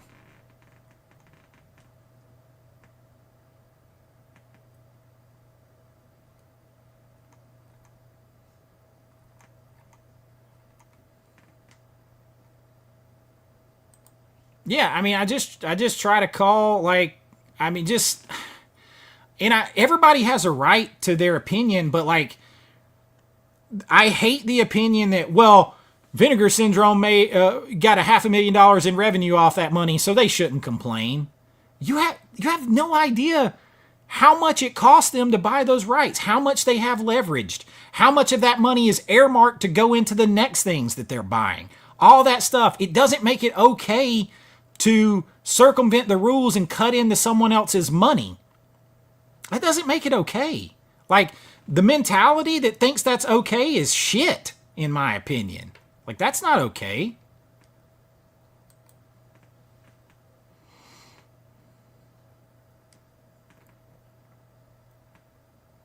I mean, I'm not stopping by. I bought the movie from Imprint because that's the legit way to do it. I bought The Neverending Story directly from Imprint. I bought the Imprint release of Convoy on eBay because I didn't want to pay that for it and import it, but I bought it from eBay because I wasn't paying for it from Orbit. And I buy from Vinegar Syndrome directly. I don't buy Vinegar Syndrome from anybody else. And then I buy tons of stuff from Orbit. But that doesn't excuse, or it doesn't change the fact that, y'all, if licensing territories didn't matter, they wouldn't sell them specifically split up. If it didn't matter, they wouldn't be different, right? They wouldn't charge different prices and they wouldn't be split up. You buy certain territories so that they're not as expensive or more expensive. Worldwide rights are more expensive on some. Just depends on the movie you get. Okay? But they wouldn't split them up, make them available in different parts if it didn't matter. So you can't say it doesn't matter, or they wouldn't do that from a legal standpoint.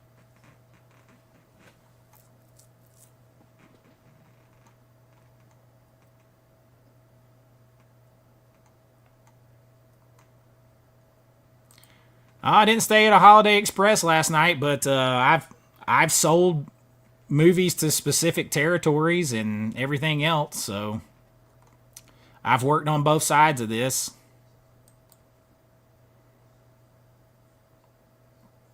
Is it? That'd be the first time it's got extra stuff, any like extras on a release, as far as I know.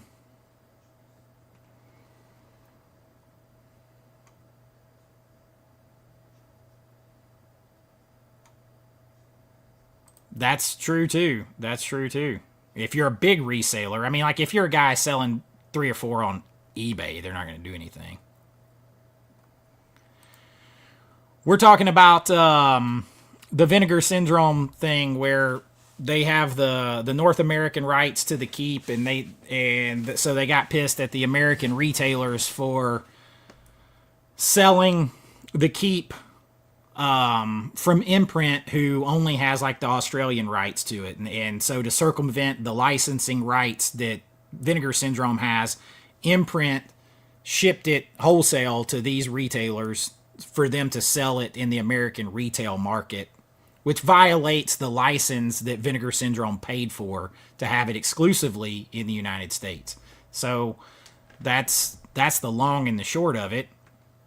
And a lot of people are like, well, they don't want competition. They're not saying you can't buy it directly from Imprint. They didn't say Imprint didn't have the right to make it when they bought that. They're just saying they don't have the right to sell it for retail in the same market that they paid for the exclusive right to do that on. So that's it. I mean,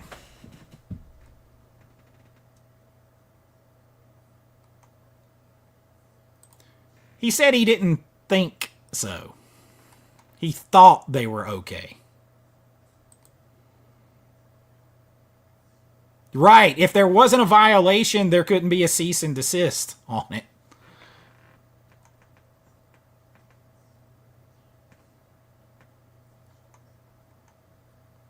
I'm only talking about it because people asked me to talk about it. I didn't want to talk about it at all. I tried not to talk about it last night.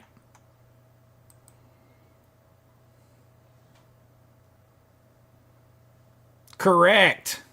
Correct.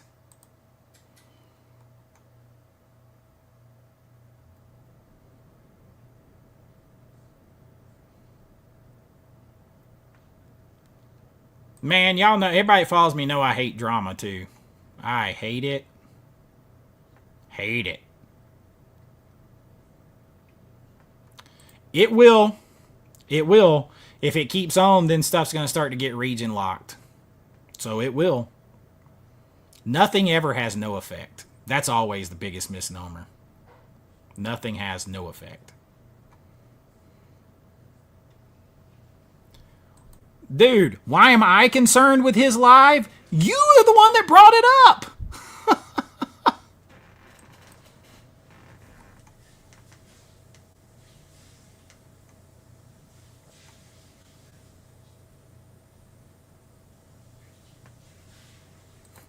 Right? I mean, and I've had to talk to him before because I hired his daughter for Dark Roads and then had to unhire her.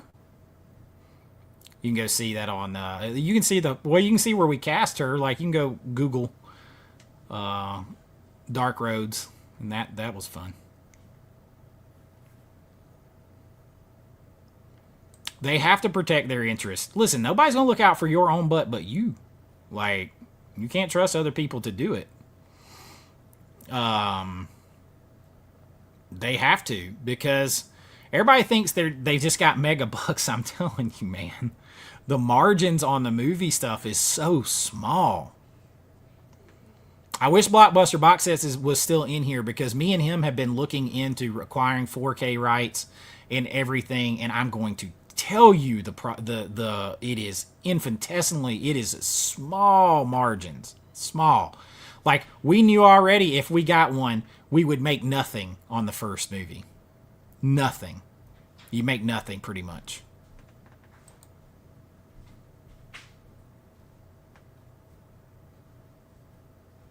Yes, they were. They are, and I said earlier, to their credit, they're returning the tariff money now. They should have never been charging. They should have never been charging.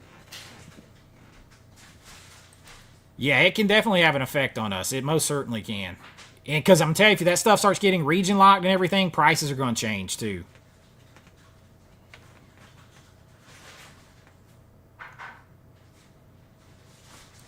That's my point. He's going to get way more traffic on his website than live stream. He has every right to go on a live stream, though, and air it out.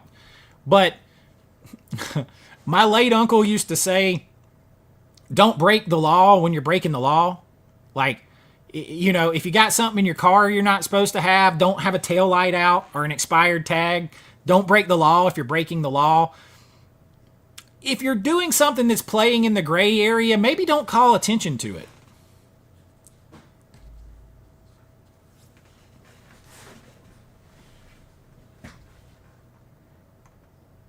I mean, that's the thing. Like, if you're doing something that's playing in the gray area, don't call attention to it. I wouldn't.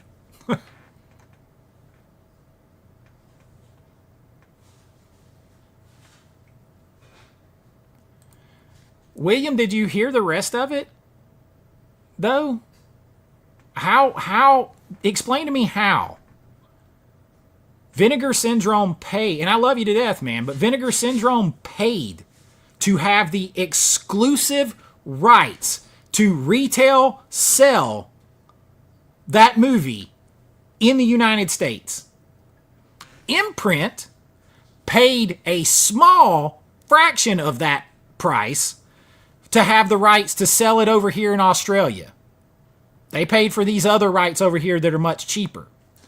Now, they don't have the same audience over there, and it's much more expensive to sell it to an individual at a time in America. So to circumvent those rules and cut out and screw over Vinegar Syndrome on the licensing deal they paid a lot of money for, they shipped it a wholesale deal to Orbit and Grindhouse and Diabolic to sell in an American retailer that directly conflicts with that licensing agreement that Vinegar Syndrome paid a premium for. So how is Vinegar Syndrome in the wrong? I'm not like calling you out. I just need you to explain that. And yes, other labels are starting to do it. It's not just Vinegar Syndrome. Now you have MVD, Unearthed, several others that have come in and said, yes, bullshit. We've got to stop this. So tell me, knowing that's what happened, tell me how Vinegar Syndrome is wrong. It's okay to have your opinion, but just tell me why. How they're in the wrong with that.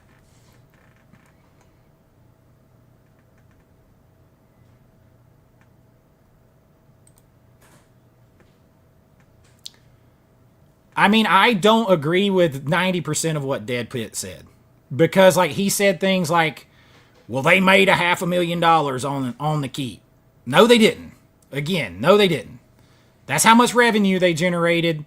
They have to, out of that money, they got to pay taxes. They got to pay for the production of that thing, the restoration, the licensing, the packaging, the production, the extra features, the residuals to any of those people in the extra features. All that kind of stuff's got to be paid out of that $500,000.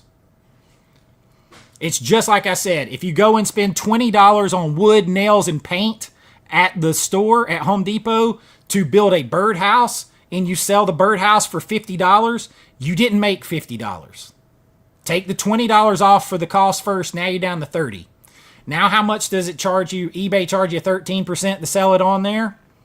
Now you're down another, $7, so now you're down like $23. Now pay taxes on it. You made about $20, not $50. So there's that. And then they tried to compare it to Vinegar Syndrome selling movies to individual people overseas. It's a completely different thing. Vinegar Syndrome's not complaining about Imprint doing that. That's a free market economy. You can do that. That's not the question here. It's retail sales. That's what it is. American-based retail sales.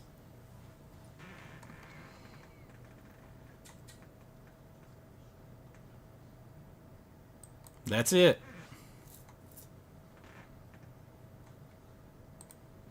Well, and there are some people who have also talked about it that aren't coming from it having worked on both sides of this, or they just don't understand the business aspect of it, and they've never been involved in a licensing deal and different stuff like that, and in the end, all they're worried about is the ease of getting their movies. And they're not thinking of everything else. But let me tell you this. If all this keeps happening, you're going to get less and less movies from all of these boutiques because they won't be able to afford it. They won't be able to afford it. And then you'll be like, they don't put out shit. And be like, well, every time they do, they're eating 10,000 copies or they're eating 2,000 copies because this other company came in and pissed on their licensing deal, their exclusive licensing deal.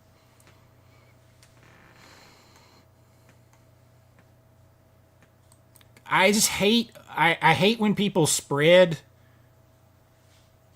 opinion as fact and vilify one or the other. If you notice, I say I spent all this money at Orbit. He can try to sell what he wants to, all that stuff. I'm not vilifying him. It's just like the free speech. You're open to have all the free speech you want, but that doesn't mean it doesn't come without consequences. He's open to sell stuff, gray market, if it's against licensing deals or whatever. But you can't get mad if someone calls you on it and says, well, hey, man, if you're going to do that, then I'm not putting my stuff over here because that's not cool. We paid for the exclusive licensing deal and you're shitting on it. And then at the same time, like I understand Imprint as a small company, they're trying to reach more people because that market's not big enough. So I understand all the people involved. but that doesn't make it right.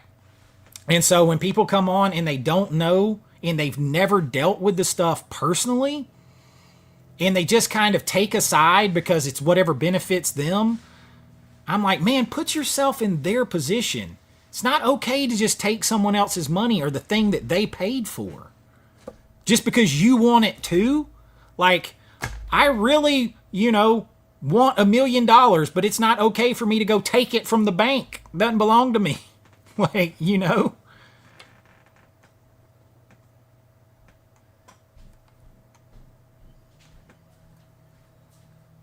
if they license the remaster, and I don't know that. Like, I didn't know that. Initially Imprint said it was a full new remaster.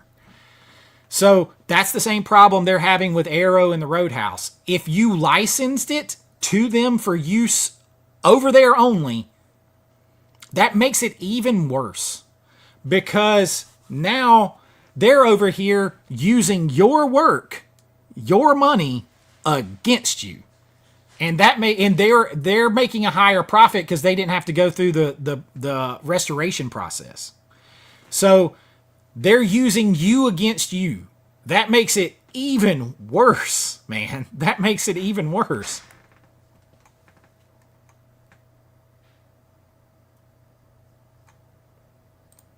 Well, that's the thing. I always put myself into someone else's position.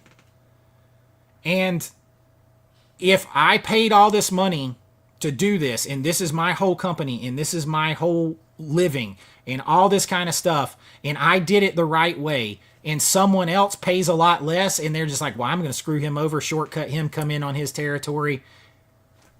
It's not cool, man. I would not find that cool.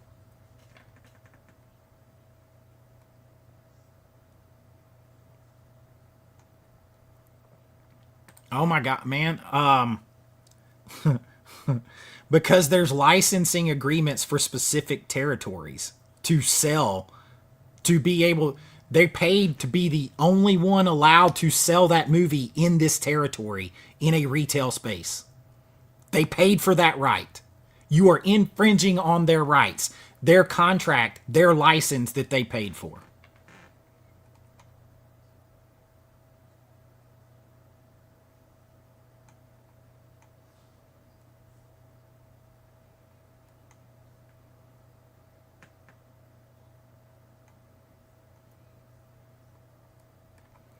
Yeah, Tonio, live streams are definitely watched after the fact too, but you can go see the total count. There's no way he's reaching as many people on the live stream as he would on his website. It just doesn't get the same traffic.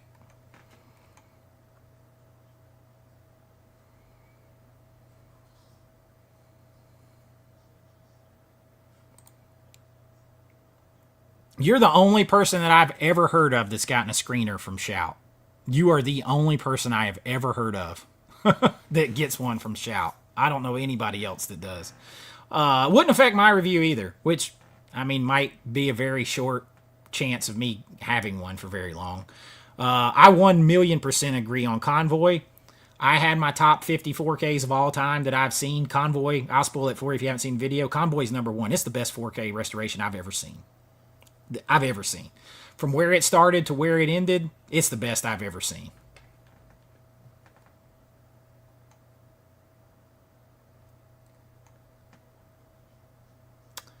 If that was the case, there would be no consternation on this. That would be very short. I've never heard of a license agreement being less than a year. No, it's not being held up from Imprint. It's just Orbit's not selling it now because of this. As far as I know, they're not selling it because of this. No, no, the keep is not being held up at all. Well, I do love Johnny Drama. Victory, baby. I love Johnny Drama.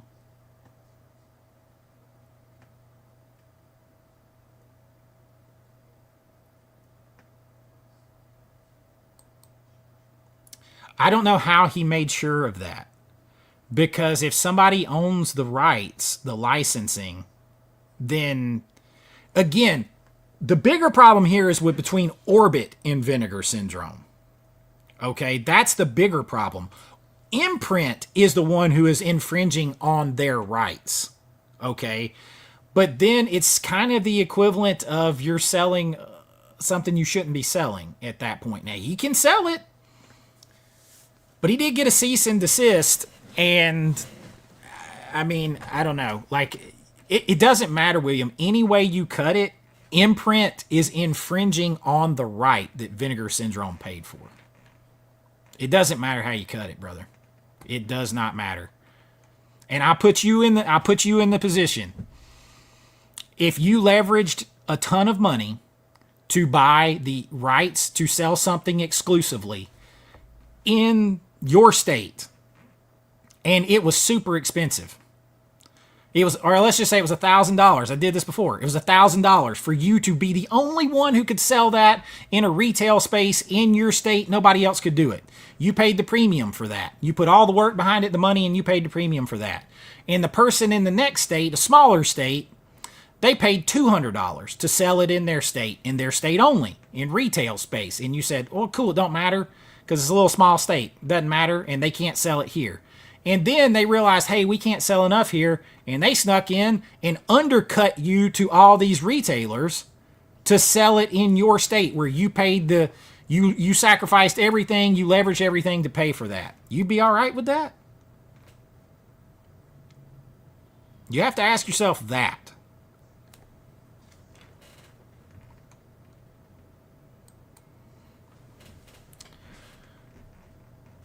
That's exactly right. The licensing, like, it's the same thing with Screen Factory, and people are like, how come the Sleepaway Camp 2 and 3 doesn't include the Blu-ray? Because Sandpiper has the licensing rights for the Blu-ray. So that would be the equivalent of Arrow or Scream just saying, screw their rights. We're going to put the Blu-ray in here anyway. You can't do that. You can't do it. It's the same thing. That is a great point out, Chad. That is a great point out. Like, you can't just throw it out there and claim ignorance. Ignorance of the law is not a defense. Isn't that what they always say? But that would be the equivalent of Screen Factory saying, hey, I know Sandpiper Pictures, they paid for the Blu-ray rights that here in the United States, in North America, but screw them. We're by God Screen Factory, and we're going to put that Blu-ray in here with the 4K anyway. Yeah, do it and see what happens. It's the exact same thing. It is, brother, it is the exact same thing. That is a good call out. That is a good, in Arrow, the same thing with the Blu-rays. That is exactly right. Bro, man, that is a good point out.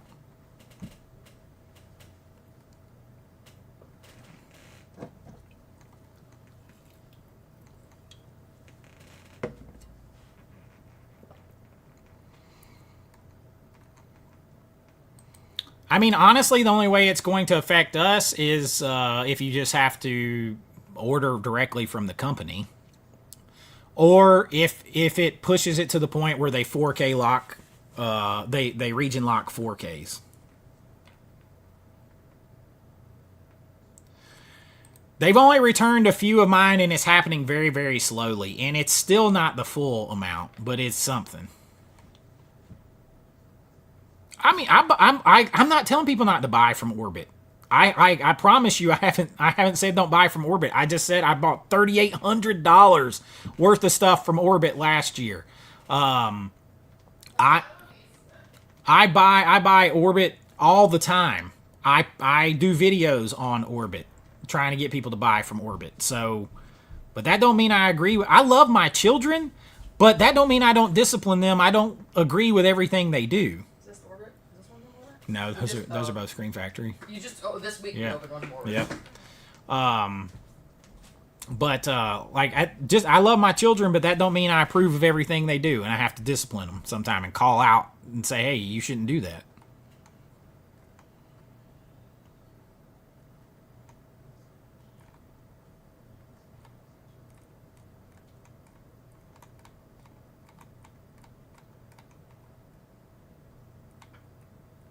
I don't see Nathaniel's question.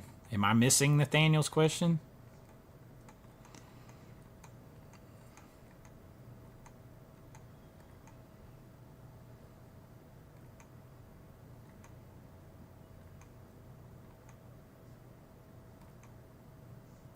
I don't know what you're talking about, Tonio. Who is? I don't see Nathaniel's question.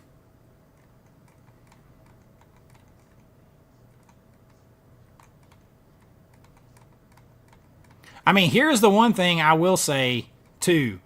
Like, I'm just giving it to you as a factual based thing. This is what happens with licensing agreements. This is what's happening. I still buy from Imprint. I still buy from Orbit. I still buy from Vinegar Syndrome. What I don't do is get emotional and let my emotions and feelings dictate what I think is right and wrong. And so I don't excuse shit for being wrong or right or whatever because it's convenient for me. I don't do it. So I don't play the, well, I feel like this. I don't do that shit. It's either right or it's wrong. Period.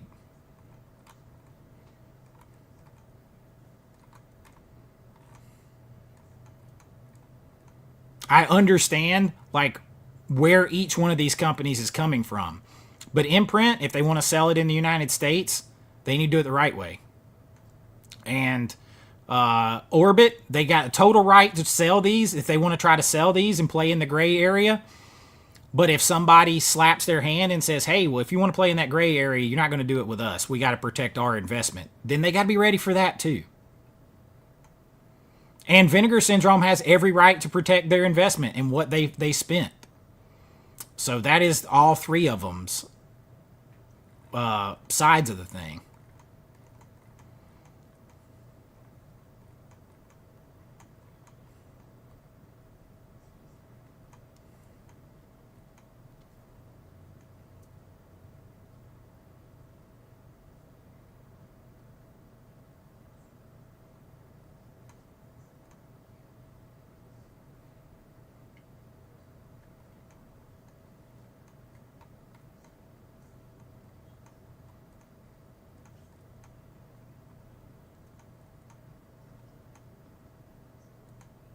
What do you mean labels are not in any contract?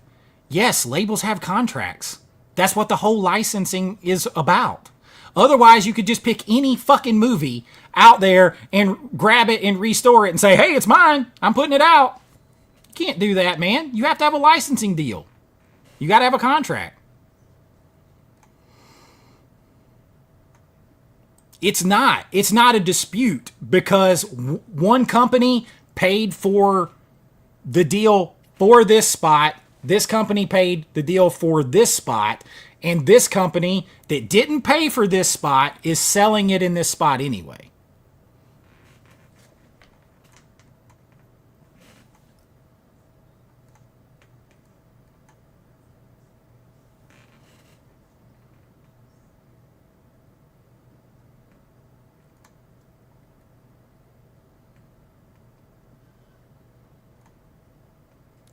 I didn't say he couldn't sell it.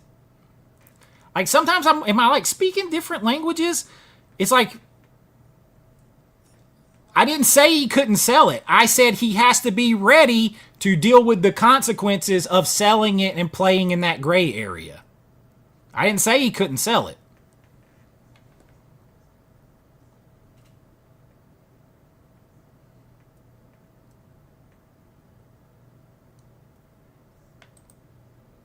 Correct. They can't stop them from selling their products, but they don't have to sell them their products directly. Orbit could go and buy them on the aftermarket and resell them. He can't stop that. They can't stop that. That's harder to stop, but they don't have to deal with them directly.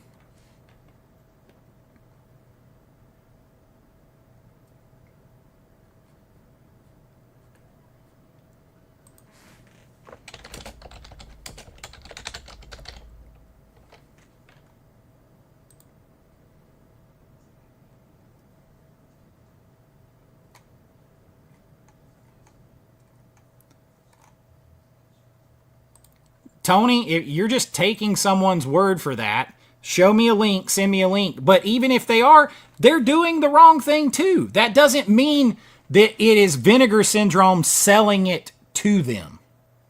Do you understand the difference? That could be a reseller. That doesn't mean, just like the one in Spain we talked about earlier. Reseller, retailer, not the same thing. Not the same thing. Not the same thing at all. That's a big problem for me when you only kind of get like the headline or pieces of the stuff, and then you like give a whole formed opinion to sway a bunch of people.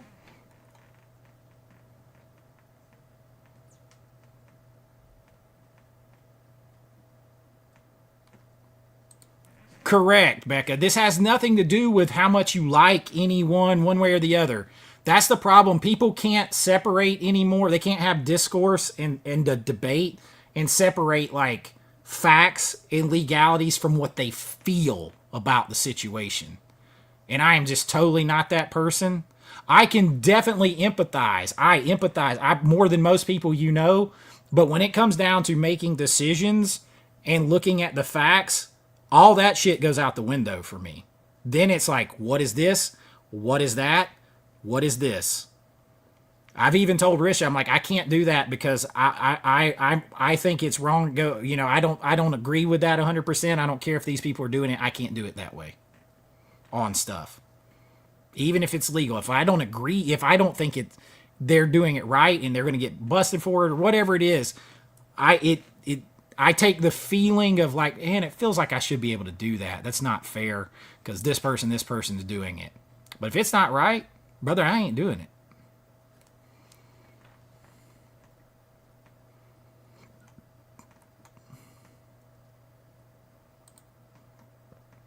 Outrun DVD is selling the keep. Let's see, who is Outrun DVD?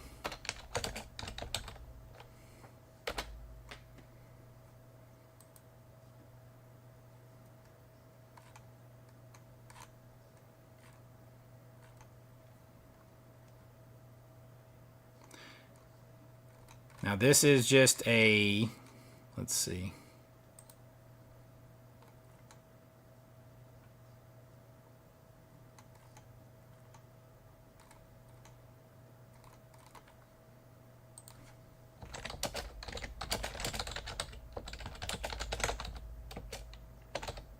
Let's do this. Let me see if I can pull this up. Hold on one second here.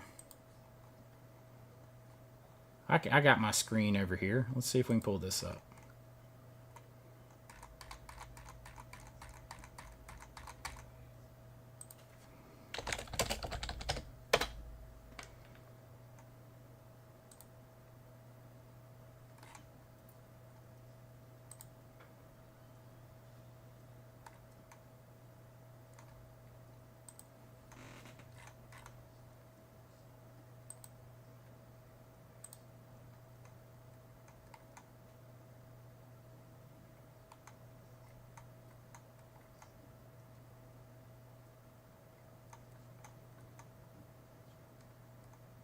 Ah, guess what? This is why I was saying if it makes it even worse, here you go, Tony.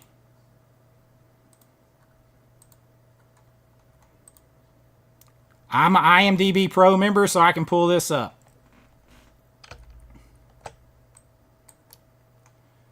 What does this say right here?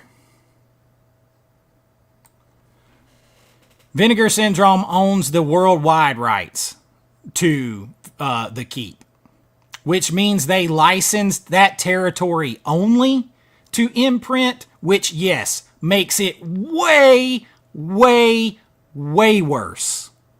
Way worse. Makes it way, way worse. That means they did all this work, they bought the worldwide rights, and they licensed the 4K that they did, that they own the rights to. They licensed it to Imprint for a certain territory. Now Imprint is using their 4K, so they're saved a shit ton of money on the licensing and the restoration. They're using their 4K and circumventing it and coming back over here into this market and competing, using their own 4K to compete directly against them. Yeah, bro, that makes it way worse. Ken at Mid-Level Media. Until they release Surf Ninjas, he's not giving... Dude, you know what you were talking about 4Ks, Ken. I don't know if you're still in here because I'm behind. But Ken, I think that the Ernest movies. The Ernest movies all need a 4K set.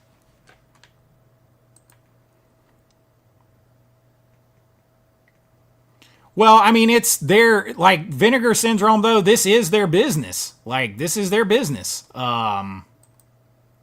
This is their business. They own the worldwide rights. They licensed it to them for a certain area of use.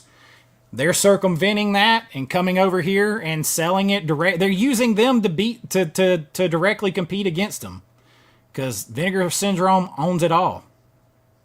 So yeah, I'd be pissed too.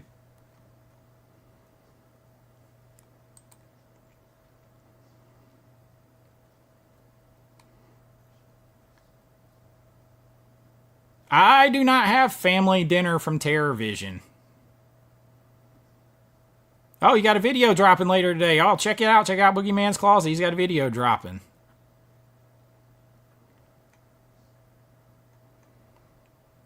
But when Mark comes on and he airs it out, then that kind of makes it everybody's business, which is why I said earlier, if you put that just on your website, if you decided you're not carrying Vinegar Syndrome anymore once the product sells out, then you could just put that on your website. If you come on and air it out, then you're inviting the discussion and the drama.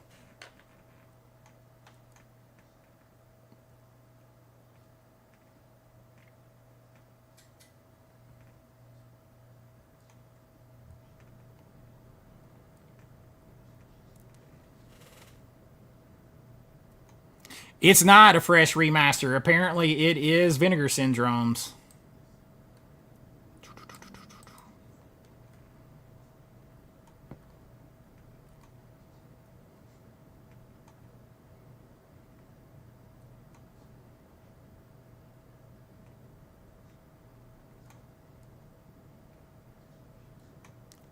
Yeah, I don't think people are understanding the territorial thing.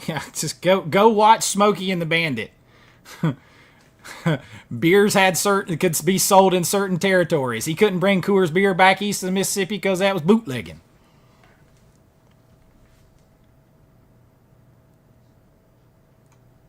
Anchor Bay, I like Anchor Bay. They need to get stuff back up, man. Yeah, I mean, are you going to defend your investment or not? This tells me, because you don't hear Vinegar Syndrome really complaining, or any of these other companies complaining too much about stuff specifically, this means they had a specific agreement with Imprint not to do this. It seems like. I mean, maybe they didn't, but for them to get like really up in arms about this means something else was behind the scenes.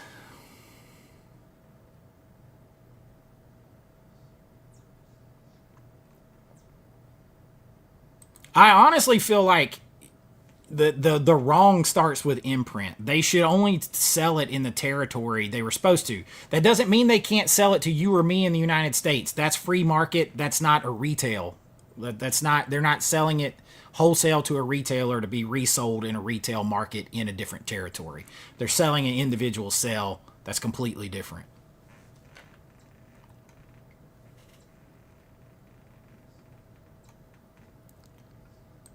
If only I drink. I don't drink that much.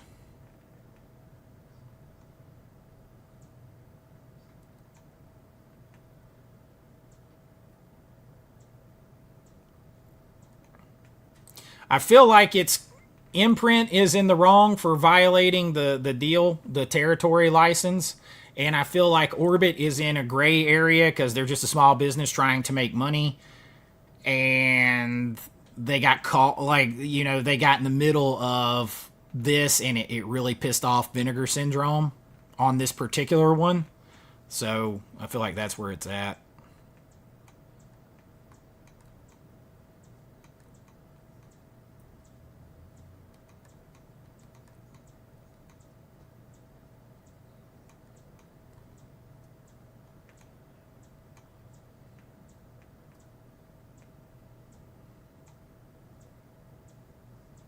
That's a whole different thing for sure. Like they were charging people direct tariff fees to the consumer, and that's that. And not, I called that out too, if you'll remember, because tariffs, import tariffs go on the wholesale cost, the wholesale import cost.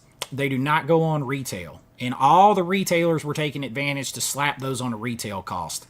I work my mom's company, they import stuff all the time. I know where import costs come, where the tariffs come. So it does not come on, it does not go on the retail price. That would literally take you 2 seconds to Google and find that out. It's not supposed to go on the retail price.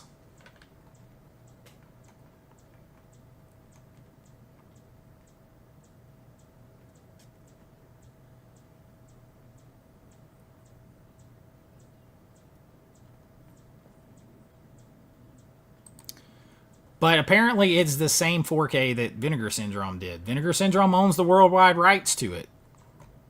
I'm sure there was an agreement on what was supposed to be done and not done when they did that deal. They got to have some kind of deal with Imprint, because, brother, they own the entire worldwide rights for all media. So they got to have some kind of deal. Nope. No, Vinegar Syndrome right here. Vinegar Syndrome owns the worldwide rights to all the media right there. From 2020, beginning in 2024, they own it. You want to deal with them? Look, there's the contact info for the company.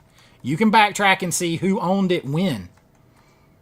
If you got an IMDb, if you got an IMDb account and you have an IMDb Pro, then you can backtrack. Paramount still has the theatrical, but all worldwide media belongs to Vinegar Syndrome. So they'd had to deal with them directly.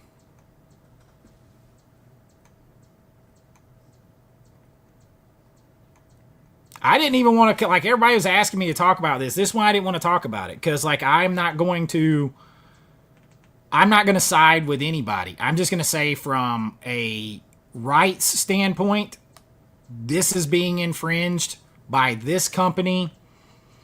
The person selling it knows that. Whether it's legal for them to do it or not, they still know that. So they can't get mad if the rights owner gets mad.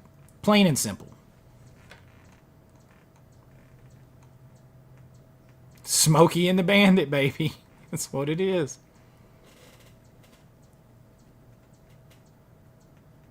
Yes, it does. It looks worse. It's actually way worse because Vinegar Syndrome owns the worldwide rights. It makes it kind of worse.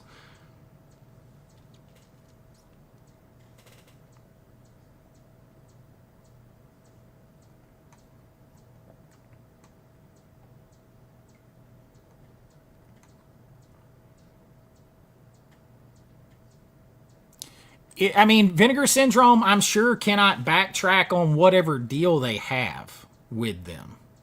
They can't backtrack on the deal.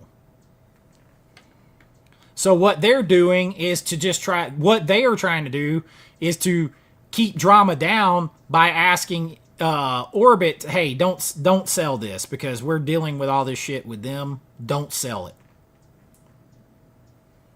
But that pissed Orbit off, because by his own admission, he made more money off of selling a few of those. So he went on live to be pissed about it and say, this is what they're doing.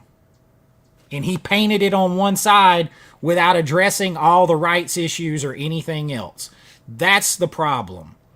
You can't have half truths and half info. Huh?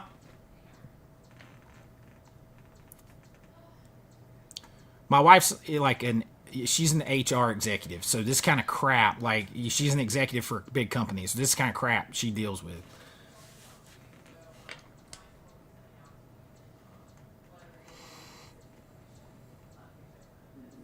Yes, Imprint paid Vinegar Syndrome to sell it, but sell it in not in a specific area. So that makes it worse. I got so many messages asking me to talk about it. And I really didn't want to. If you remember last night, Becca, some people asked, and I tried to just not talk about it. I tried not to talk about it last night. And then I got sent a bunch of links to where Garrett talked to the Dead Pit guys about it. And I could see Garrett, like, he kind of had one mind about it that was a little bit different than what they had about it. But there are some things they said that are just factually incorrect. Like, I get that they made they generated $500,000 of revenue for selling the keep over a weekend. They didn't make that much money. Like, from a business standpoint, man, that's so far off, because you have to, and I'm sure he's not thinking about that in the moment where he's saying that, because they generated $500,000 by what they sold, but they had to pay for everything. Everything that they invested in that comes out of that profit. So where they already paid it or not, it still has to be paid back.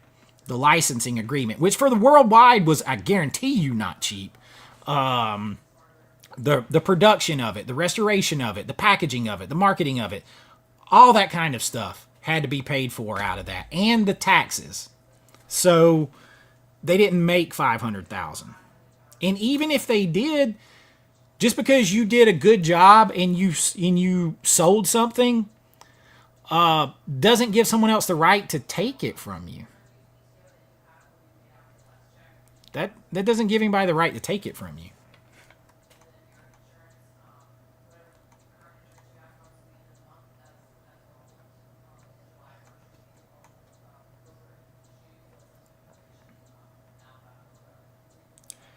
You know what? I didn't get Shoestring Slashers, but I would really like to get that. I'm trying to get all of Terror Films stuff. I definitely am. And like I said, I support all these. Like, you think I'm not going to stop buying from Orbit? I'm not stopping buying from Orbit.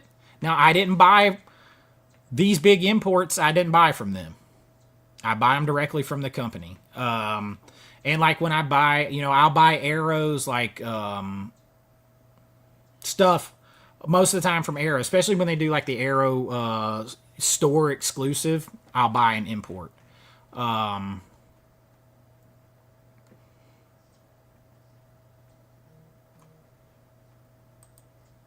are they're not trying to limit their competition. And yes, it does give them the right.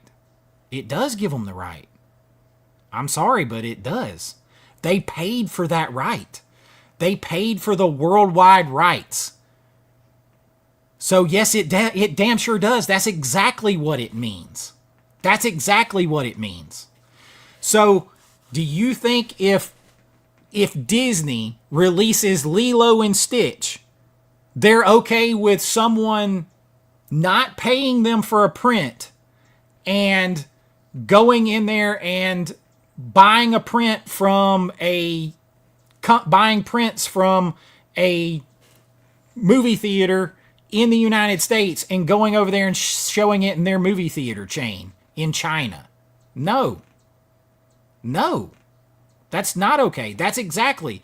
They own the rights to something. So yes, if you own something completely, it damn sure does give you the right. You bought the right for that. That's exactly what you did.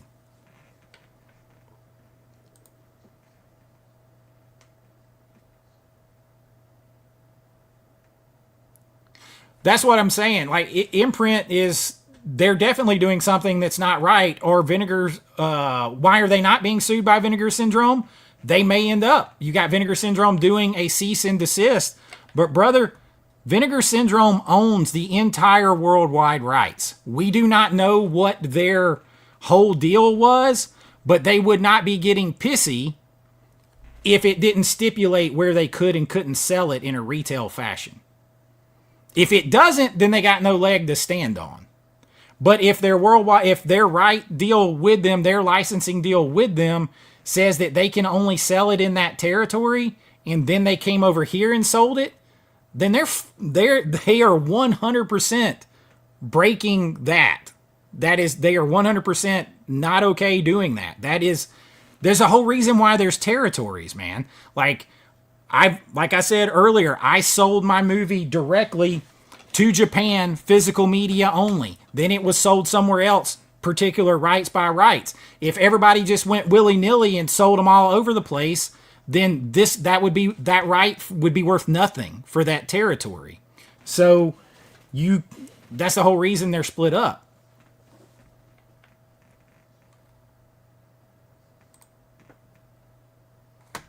They own them. Like, this is the back end of IMDb Pro. It will tell you who owns the rights. Vinegar Syndrome has the rights worldwide. And here's the key. All media. They own the rights to all media as of 2024. They own it. So, I mean, they definitely do own it. That's the thing. Like, I feel like the reason we don't hear so much about them complaining about anything else that they licensed is they probably don't have any specifications of where they can and can't sell it. So this, because it's like, well, why the keep? Why all of a sudden? That tells me, and I don't know, I said this from the beginning of the stream, I don't know what their whole deal is with them. But if they don't complain about others, like if they weren't complaining about Roadhouse and they're complaining about this one, that tells me they told the keep, hey, yeah, you can do this, we'll license you this, but you have to sell it just from your boutique, and, you know, it has to be a certain amount of copies. And then Imprint went around it, and that's why they got pissed off. Because why wouldn't they get pissed off about all the others? They're not pissed off about 88 Films doing Devil Fetus or The Seventh Witch or anything like that. So even if they do have the rights to that, they probably don't have a specification because it's not a big enough title. I think it's because this was such a big title that was out of print for so long, and they went back to the drawing board and printed a shit ton more standards because it sold out so fast that now they don't want to be stuck with them. So they probably told them, hey, you can sell, we'll license you this to get some of this money back, but you have to sell it over here in a limited edition. You can't come over here. And when they did, they're like, we can't have this shit. We told you not to. You're infringing on this right. And now we might get stuck with these standards because now a couple thousand people are going to buy this big edition. That'd be my guess on that, because they don't complain about. Let's see who owns Devil Fetus.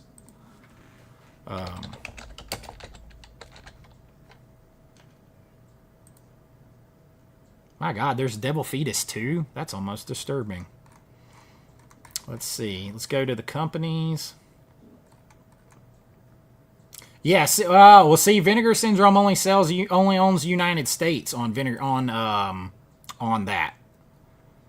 And they probably figured that one's not a big enough title to give a crap. It also hasn't been released officially yet, so maybe they will complain about it. I don't know.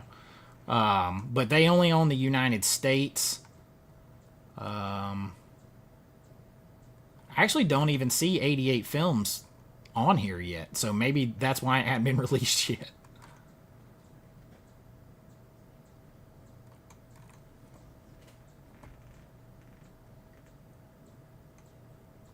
I don't know if that's even been released yet. Has it even been released yet for pre-order?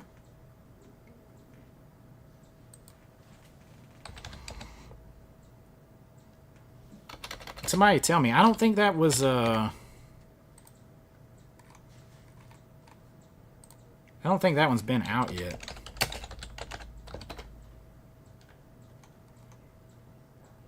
Okay, yeah, there is the 88 Films. So they're planning on selling that one too. So there it is on Orbit for pre-order. Oh, you know why? I bet here's one reason why. Here's one reason why. It's Blu-ray and it's region locked. That's the difference. That's going to be part of their difference. Even if they own the worldwide or United States, this is region locked. And it's a Blu-ray. 4Ks are region free. That's a lot of it. You notice it says region B, so it's region locked.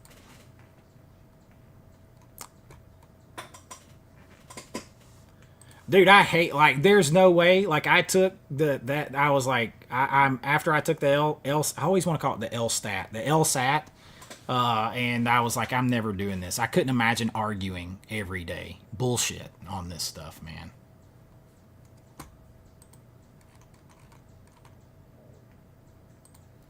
But that's, See, Vinegar Syndrome only owns the United States. And even though they're selling it in Orbit, you don't hear them talking about it. A, it's not a big title. B, it's region locked. So they don't see it the same kind of competition. But check this out over here too. Vinegar Syndrome is actually listed as the distributor on this one, on Devil Fetus. So they may have given it to 88 Films. Because do you notice right here that you do not see 88 Films as a company that owns any rights to this movie?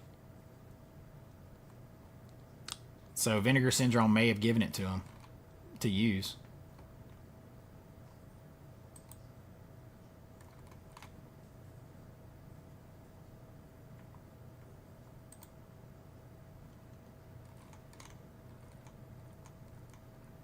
But yeah, Imprint doesn't own any rights. No Viavision, no Imprint. That means they paid Vinegar Syndrome to use it, to use the keep. From Beyond has a weird licensing agreement though too. Remember Vinegar Syndrome? This works both ways. That's a great one to talk about because From Beyond, if you'll remember, Vinegar Syndrome said due to licensing rights issues, they could not release just a slipcover for From Beyond and was it Amityville? Like they couldn't do it. So they had to put the whole movie in there because of licensing rights.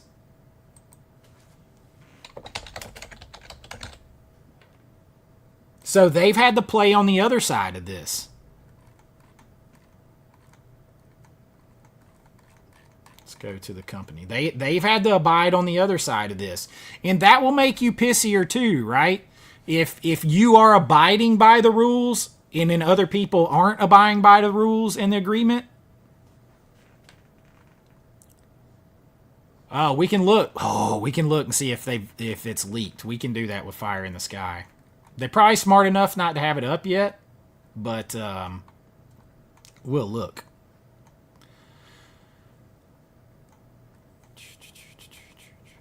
That's interesting. Second Sight still has the Blu-ray rights for the UK of From Beyond. Vestron has it in Australia, France, UK, and the Netherlands. Vinegar Syndrome has From Beyond just the United States. So see, that's why they couldn't. They were bound under a contract. They had to release it the way they did. Let's see. Somebody asked me. That would be. They're probably too smart to already have that up, but it might be. Oh shit.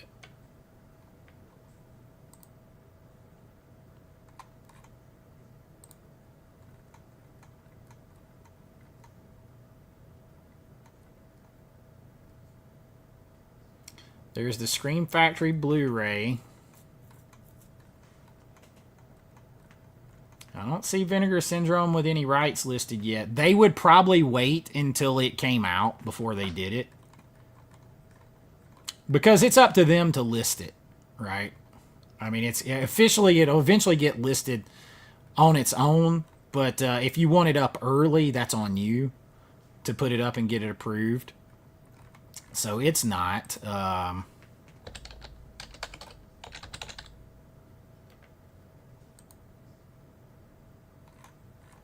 Let's check Explorers. I don't think they would put it up so early and give it away. They could, but I doubt it. Shout still has the Blu-ray for Explorers. Look at TBS and TNT. Nah, they don't have any of that. Let's see, what were the other ones? It was The Arrival that we were guessing for the VSU.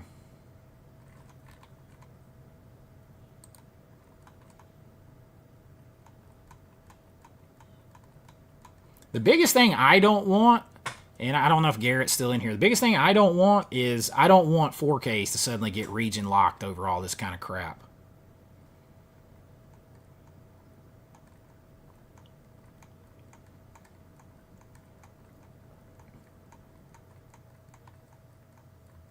see. I'm not seeing Vinegar Syndrome on the arrival either. I think they would be too slick to let that get out. There was one other one people were asking about. We were talking about maybe Mars Attacks. I think that one's probably the least likely one. Oh, and Stargate. Mars Attacks is Warner Brothers. I feel like I'd see that from Arrow. The Fourth Kind, we'll check that too, Tony. I honestly do think they're too slick to go ahead and put it up. But you never can tell. I know it's like I'm scrolling fast. I'm just scrolling looking for Vinegar Syndrome's name anywhere. Nope. Nothing on Mars Attacks. Nobody has a 4K right to it. Hell, I don't see a Blu-ray right to it. Oh, wait. No, there's Warner Brothers did it themselves. I would feel like that would come from Arrow first, but I don't know. Let's see. And then there was Stargate, which is MGM.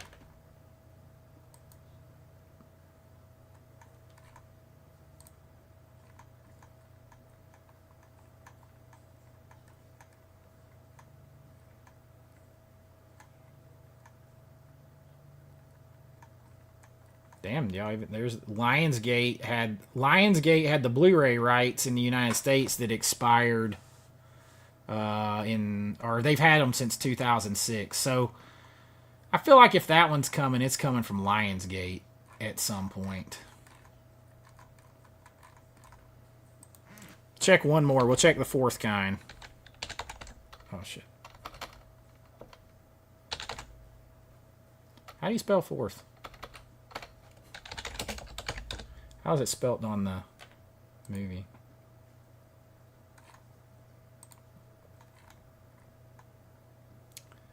Universal Focus. Nah.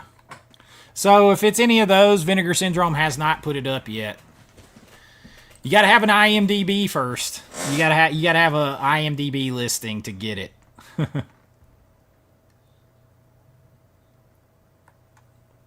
That's my biggest worry.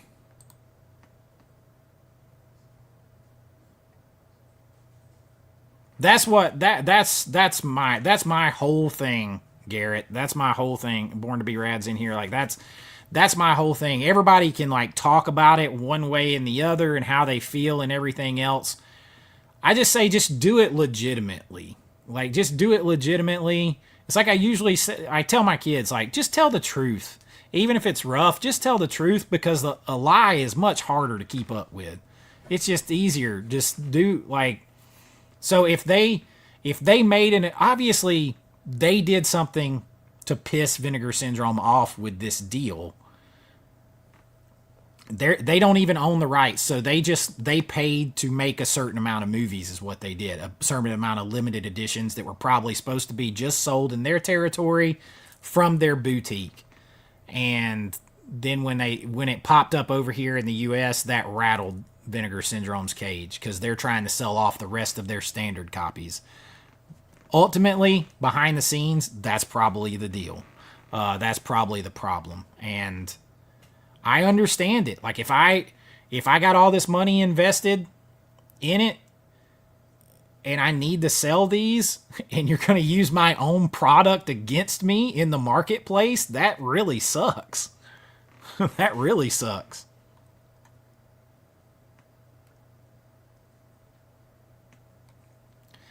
They've got Creature 1985. They've already got a Blu-ray of.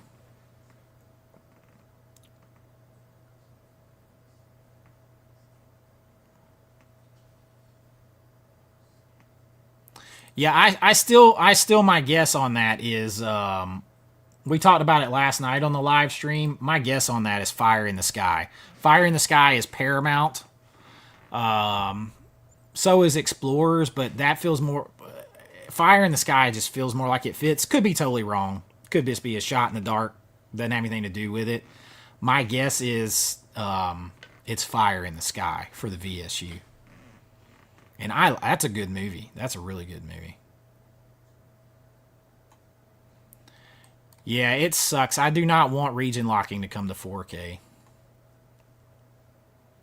But if you're going to get situations like this, then you're going to get them to say, hey, man, we'll license this to you, but it's got to be region locked.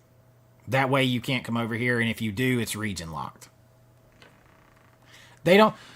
Companies don't see region locked as direct competition because the same way, because not everybody has region free players. Oh man, you'll have to watch it back. I'm about to get out of here. Been on here 2.5 hours. I got a splitting headache. My daughter's 13th birthday is today. They'll be back from the movies soon, and I gotta get ready to go out to dinner. And I friggin' hate drama. And I don't like anybody to feel like I'm calling them out, whether it's in the chat or anywhere else. You guys follow me. You know I'm the guy that's like, follow everybody in physical media. Follow everybody. I put Garrett at Born to Be Rad. I put Ken at Mid-Level Media. Brian at Last Movie Standing. Jason at Pop Culture Mass. Fuzz at The Original Fuzz. Christian at CHH. Mel at My Killer Podcast. Frank at Frank's Media and Reviews. Jordan at The Movie. I put everybody on all my videos. I'm a big believer. See, now I've heard the exact opposite. I heard Garrett and the guys having the discussion, worrying about the end of physical media. And then over here, I got my distributor telling me that there is a big push behind the scenes in these studios to move back to more physical media to help basically bail them out of what they're losing in streaming. And there is a push to get back to more mid-level budget movies, like after things like Sinners and different movies are doing well. And in order to have those movies exist, they have to rely on physical media. So he's over here from a distribution company that works under Lionsgate, Magnolia Pictures, and Indican, saying, hey, physical media is there's a push behind the scenes, so support it. So I'm out here like, follow everyone, because not only do I watch them, but that doesn't mean that we will agree all the time. That doesn't mean we'll agree all the time, at all. And it's not like I can never be wrong either. Everybody can be wrong. But it doesn't, I just, I'm saying, hey, follow everybody out here. And I'm not saying don't buy from Orbit. $3,800 last year at Orbit. My Risha told me from the other room. $3,800 from Orbit. And I subscribed to Vinegar Syndrome this year for the first time, and I'm gonna tell you, it was like $900. It's $900 worth of fun so far. Getting to do the videos. I'll get rid of anything that I don't want at the end of the year. So I've got no problem with them, and I got no problem with them protecting their investment. As a business guy, I got no problem with that. Imprint, small company, I understand them wanting to make as much money as they can. I understand, but you got to do it the right way. If you had an agreement with somebody, I don't care whether it's a handshake or whether it's in a contract. If you got an agreement with somebody, live up to that agreement. Live up to that agreement. That's how I live. And I feel like that's. Well, yeah, I mean, Orbit got the most of my money last year because they got over half of what I spent last year. Well over half of what I spent last year, Orbit got. I spent like $700 at Vinegar Syndrome last year, which is why I went ahead and subscribed, because I'm like, oh, for another couple of $100, I'm just going to subscribe and I'll get more movies. And then I maybe ordered a few $100s straight from Arrow, and probably like another $500 or $600 from Screen Factory. I actually didn't order very much from Amazon at all last year. I like ordering straight from the companies, support them directly, and get my stuff earlier.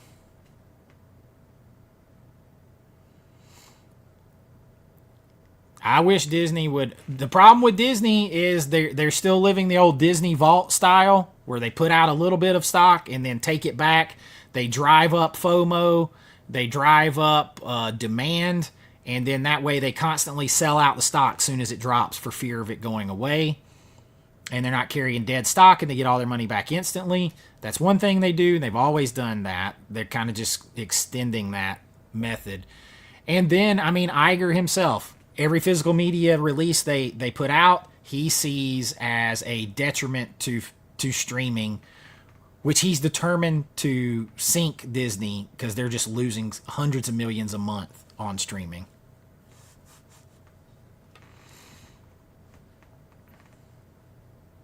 Yeah, I've pretty much ordered just from Orbit, mostly from Orbit, or I order from the places directly. That's it. But y'all, I'm going to get off here. I appreciate the discussion.